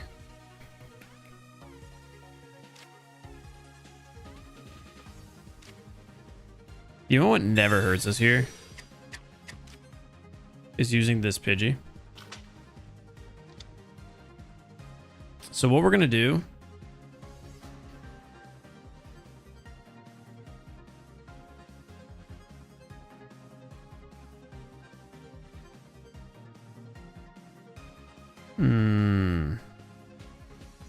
what we're gonna do is die. Well, we have to put in Mew, obviously. That's the obvious play, right? Doesn't matter.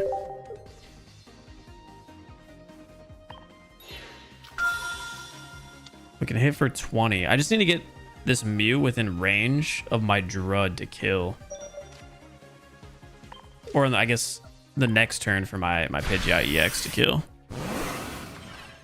So it's pretty simple. We just Mew and then hopefully get Pidgeot EX out. The reason I threw Pidgey down, by the way, was so that I had a single card that Mew couldn't one hit. They loaded up their bench so I can kill any of their cards now. So they decided Budding Expeditioner out. Which is fine. Oh, yeah, they just cooked themselves. That's GG's. They should not have put that Mew on the bench. Them doing that secures us the win. I'm surprised they ended up doing that. So what we're going to go ahead and do here is retreat on out. Put the 10 HP Pidgeot EX back on the front line. Use this energy. And then secure the victory with the Poke Flute because that's going to allow us to do 140 damage. Bring out their Kangas. And that's game. I think we were still fine. Assuming they have one Sabrina in this deck. Well, even if they didn't, we were still fine. But they definitely should not have put that Mew down there. I think regardless, we had that in 2 turns, but they just made it so we had it in 1. Yeah, that was definitely a goofy play. It was a really interesting game. Playing up against a very similar deck. They were slaughtering us with Kangas early game.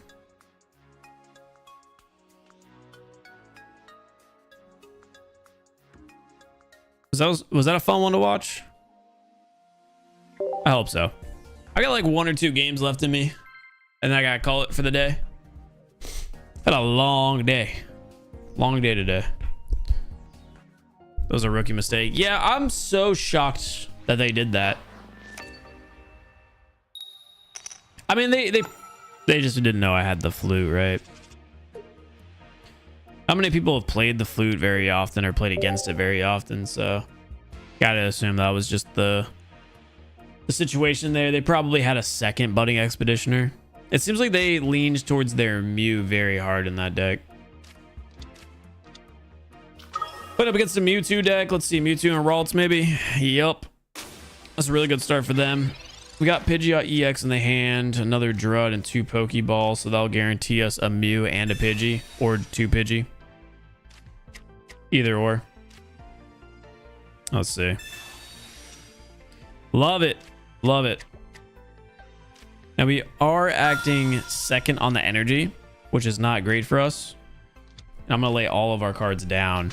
So what we're going to do is just load up Mew as quickly as possible because we're going to need to be able to counter the Mewtwo. So I think even with them getting Gardevoir active, we should be pretty good.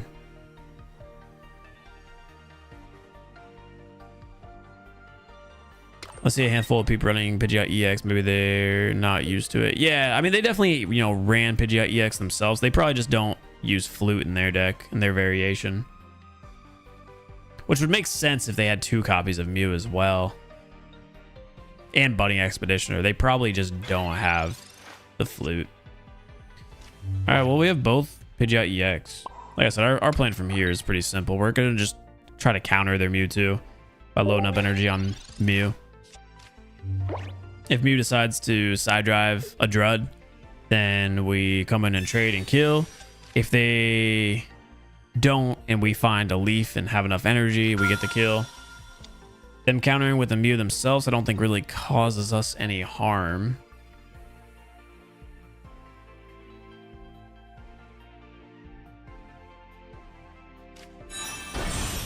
There's Kirlia. They're going to be hitting Drud here for 50. Let's see if they decide to attack or if they want to just save the HP and go for a one hit.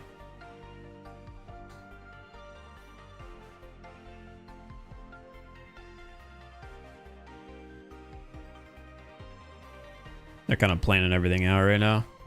Obviously, having 2 Drud just eliminates any fear of a Sabrina coming out. Oh, that card does nothing for us. So again, lay energy. Next turn. Let's see what they do. Ideal world, we find the Leaf. We find the Leaf, and this is a solo Mew game.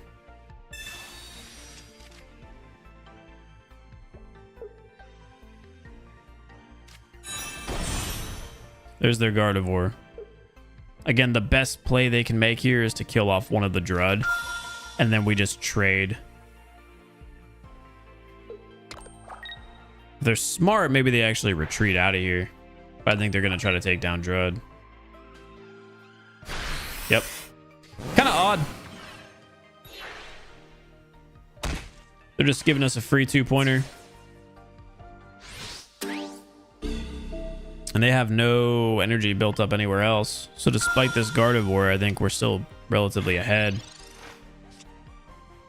There's a Pidgeotto as well, so we got the full line. Let's do the evolution. No, I'm hacking here. And side drive. And luckily, we don't have any psychic energy as well. So we don't have anything to discard.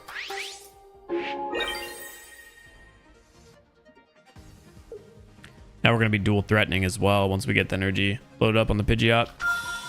No way they frontline their Mewtwo. That is not the card I expected in the frontline. I thought for sure they were putting in Mew, so I think this is just going to be game. They have 2 golds too. That's crazy. They immediately regret that decision. Use the Leaf, which is smart. They're going to put in Mew.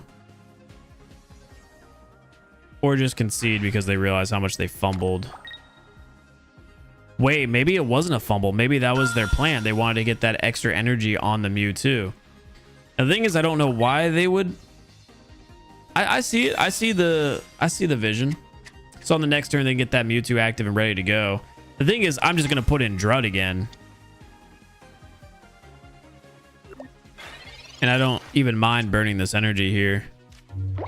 Because now we have the Pidgeot to threaten as well. Which could even survive a side drive if we wanted to throw it in. Which I don't. So we'll just lay this energy over there on Pidgeot. Burn through an energy to retreat Mew and put in Drud. And once again, just end the turn. I understand their front line, but again, pretty inconsequential here. So they're going to retreat Mew, who I guess they just kept out as a block. Maybe frontline Mewtwo.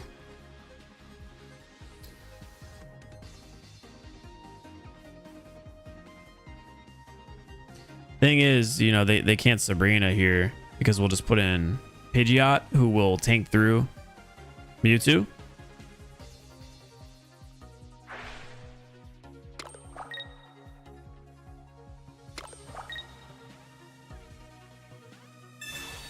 So I'm not really too sure what they've got going on here.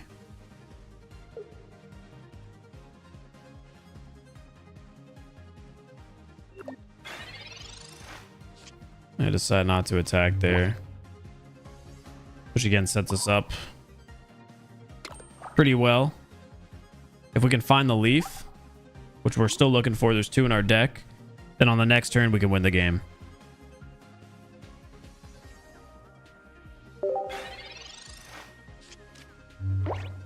We have multiple options. We can kill off any of the Mews or the Gardevoir. And if they decide to frontline Mew, then we can kill it with... Or if they frontline the Mewtwo, then we can kill it with the Gnoming Hacking. Even a Sabrina here doesn't kill us. Because if they decide to Sabrina Mewtwo, then we just put in Pidgeot EX, tank the hit, swap to Mew, and win the game that way. Any play they do, the game should be over on the next turn. Unless they decide not to attack and we don't find the leaf for Drud.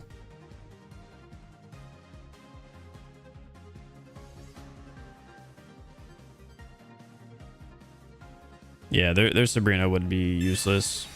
So they decide to use the Budding Expeditioner. Now that is a good play. I can't lie, that's a good play. Now the thing is, we have the Flute. So at the end of the day, that's not going to make a difference either, but that was smart. That reduces the amount of damage that Pidgeot EX can do, and in theory allow them to tank another hit with Mew.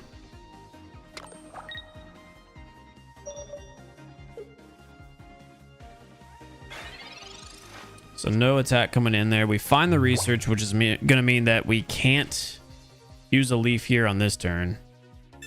But again, we're still covered. There's no situation where they improve. We find the leaf there. So the question is just going to be, what do we end up doing with this energy? And it's not going to matter, but we'll throw it on Pidgeot. And then just end our turn again.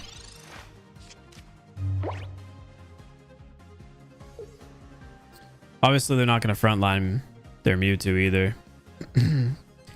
So I guess their only play is to attempt to kill this Drud.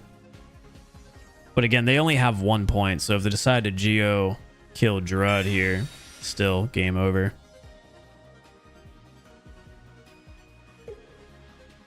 Pokeflute Leaf would have won just then. Yeah, it would have, but I used the research to get the leaf, so I couldn't use the leaf.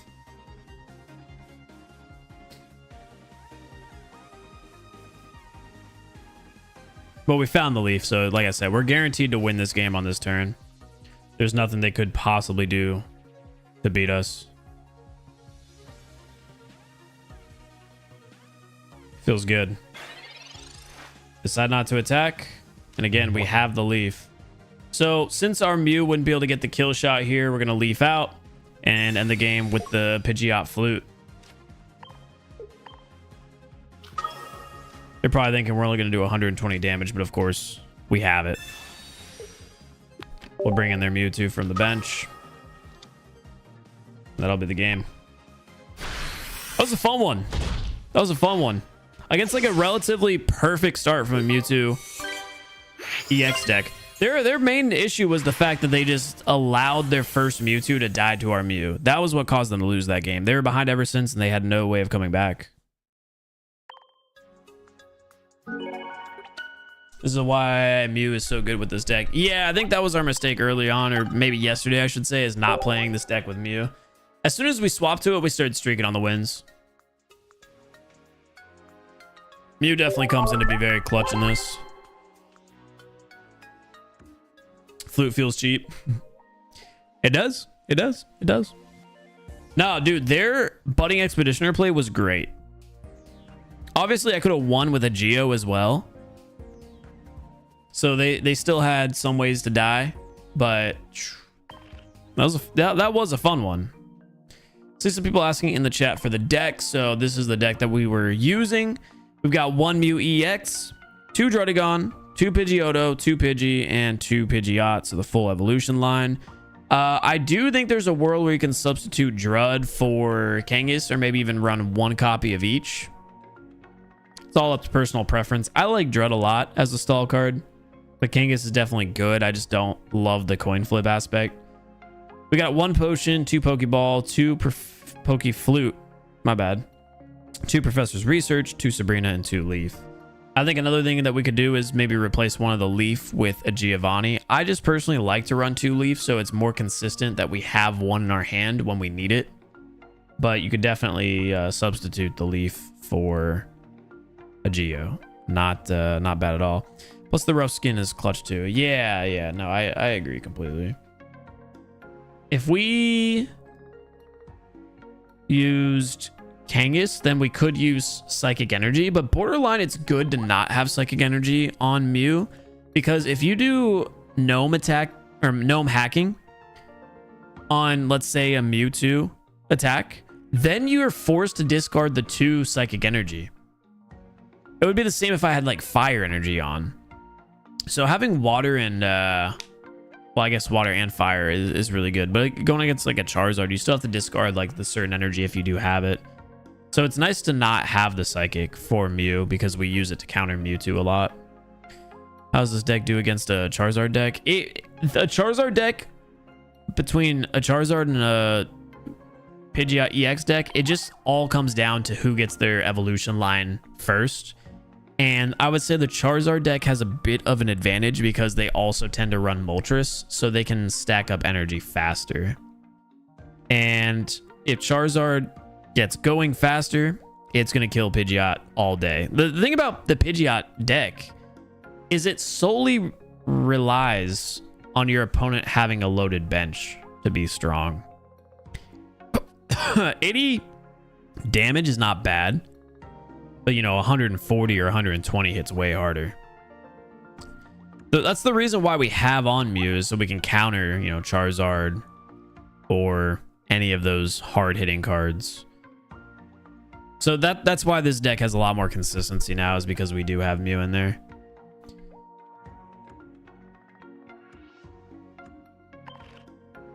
Anyway, what a stream. We'll have a video at 8 a.m. EST going live. So stay on the lookout for that. And then the next day, I do have like our flex deck gameplay where we had used 2 Mewtwo golds and then a gold Mew and then like all of our full art trainers. But we might edit the pack opening video instead to see, you know, I feel like that'd be a better upload. And of course, you know, it's gonna be great. It's gonna be a fun watch, I think, because the packs ended up being really solid between the singles and the 10s. We had a lot of hits and then 2 crown rares in one day, which I've never had before. I've had like back-to-back days of pulling crown rares, but never 2 in one day, so that was pretty crazy. So we'll probably have a pack opening video, and then I do have like some leftover pack opening content that I never posted, where like we pulled one of the Mewtwo's. I bought 2 cards. I bought with pack points.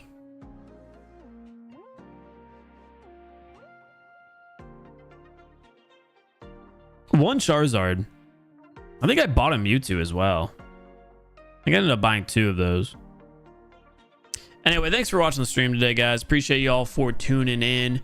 Gotta, of course, end it by taking a look here at the expensive digital pixels that I spent a lot of money on. Hope you all did enjoy. That is going to go ahead and do it here for myself. I'll try to get a couple of YouTube shorts up because I know I've been slacking on that. Like, don't get me wrong. I'm aware we've been falling a bit behind on the consistency, but of course, a lot of that has to do with the fact that I've just been moving houses. But I'm hoping to get back into everything as of today and tomorrow. So appreciate y'all for tuning in, and I will see everybody in the next stream.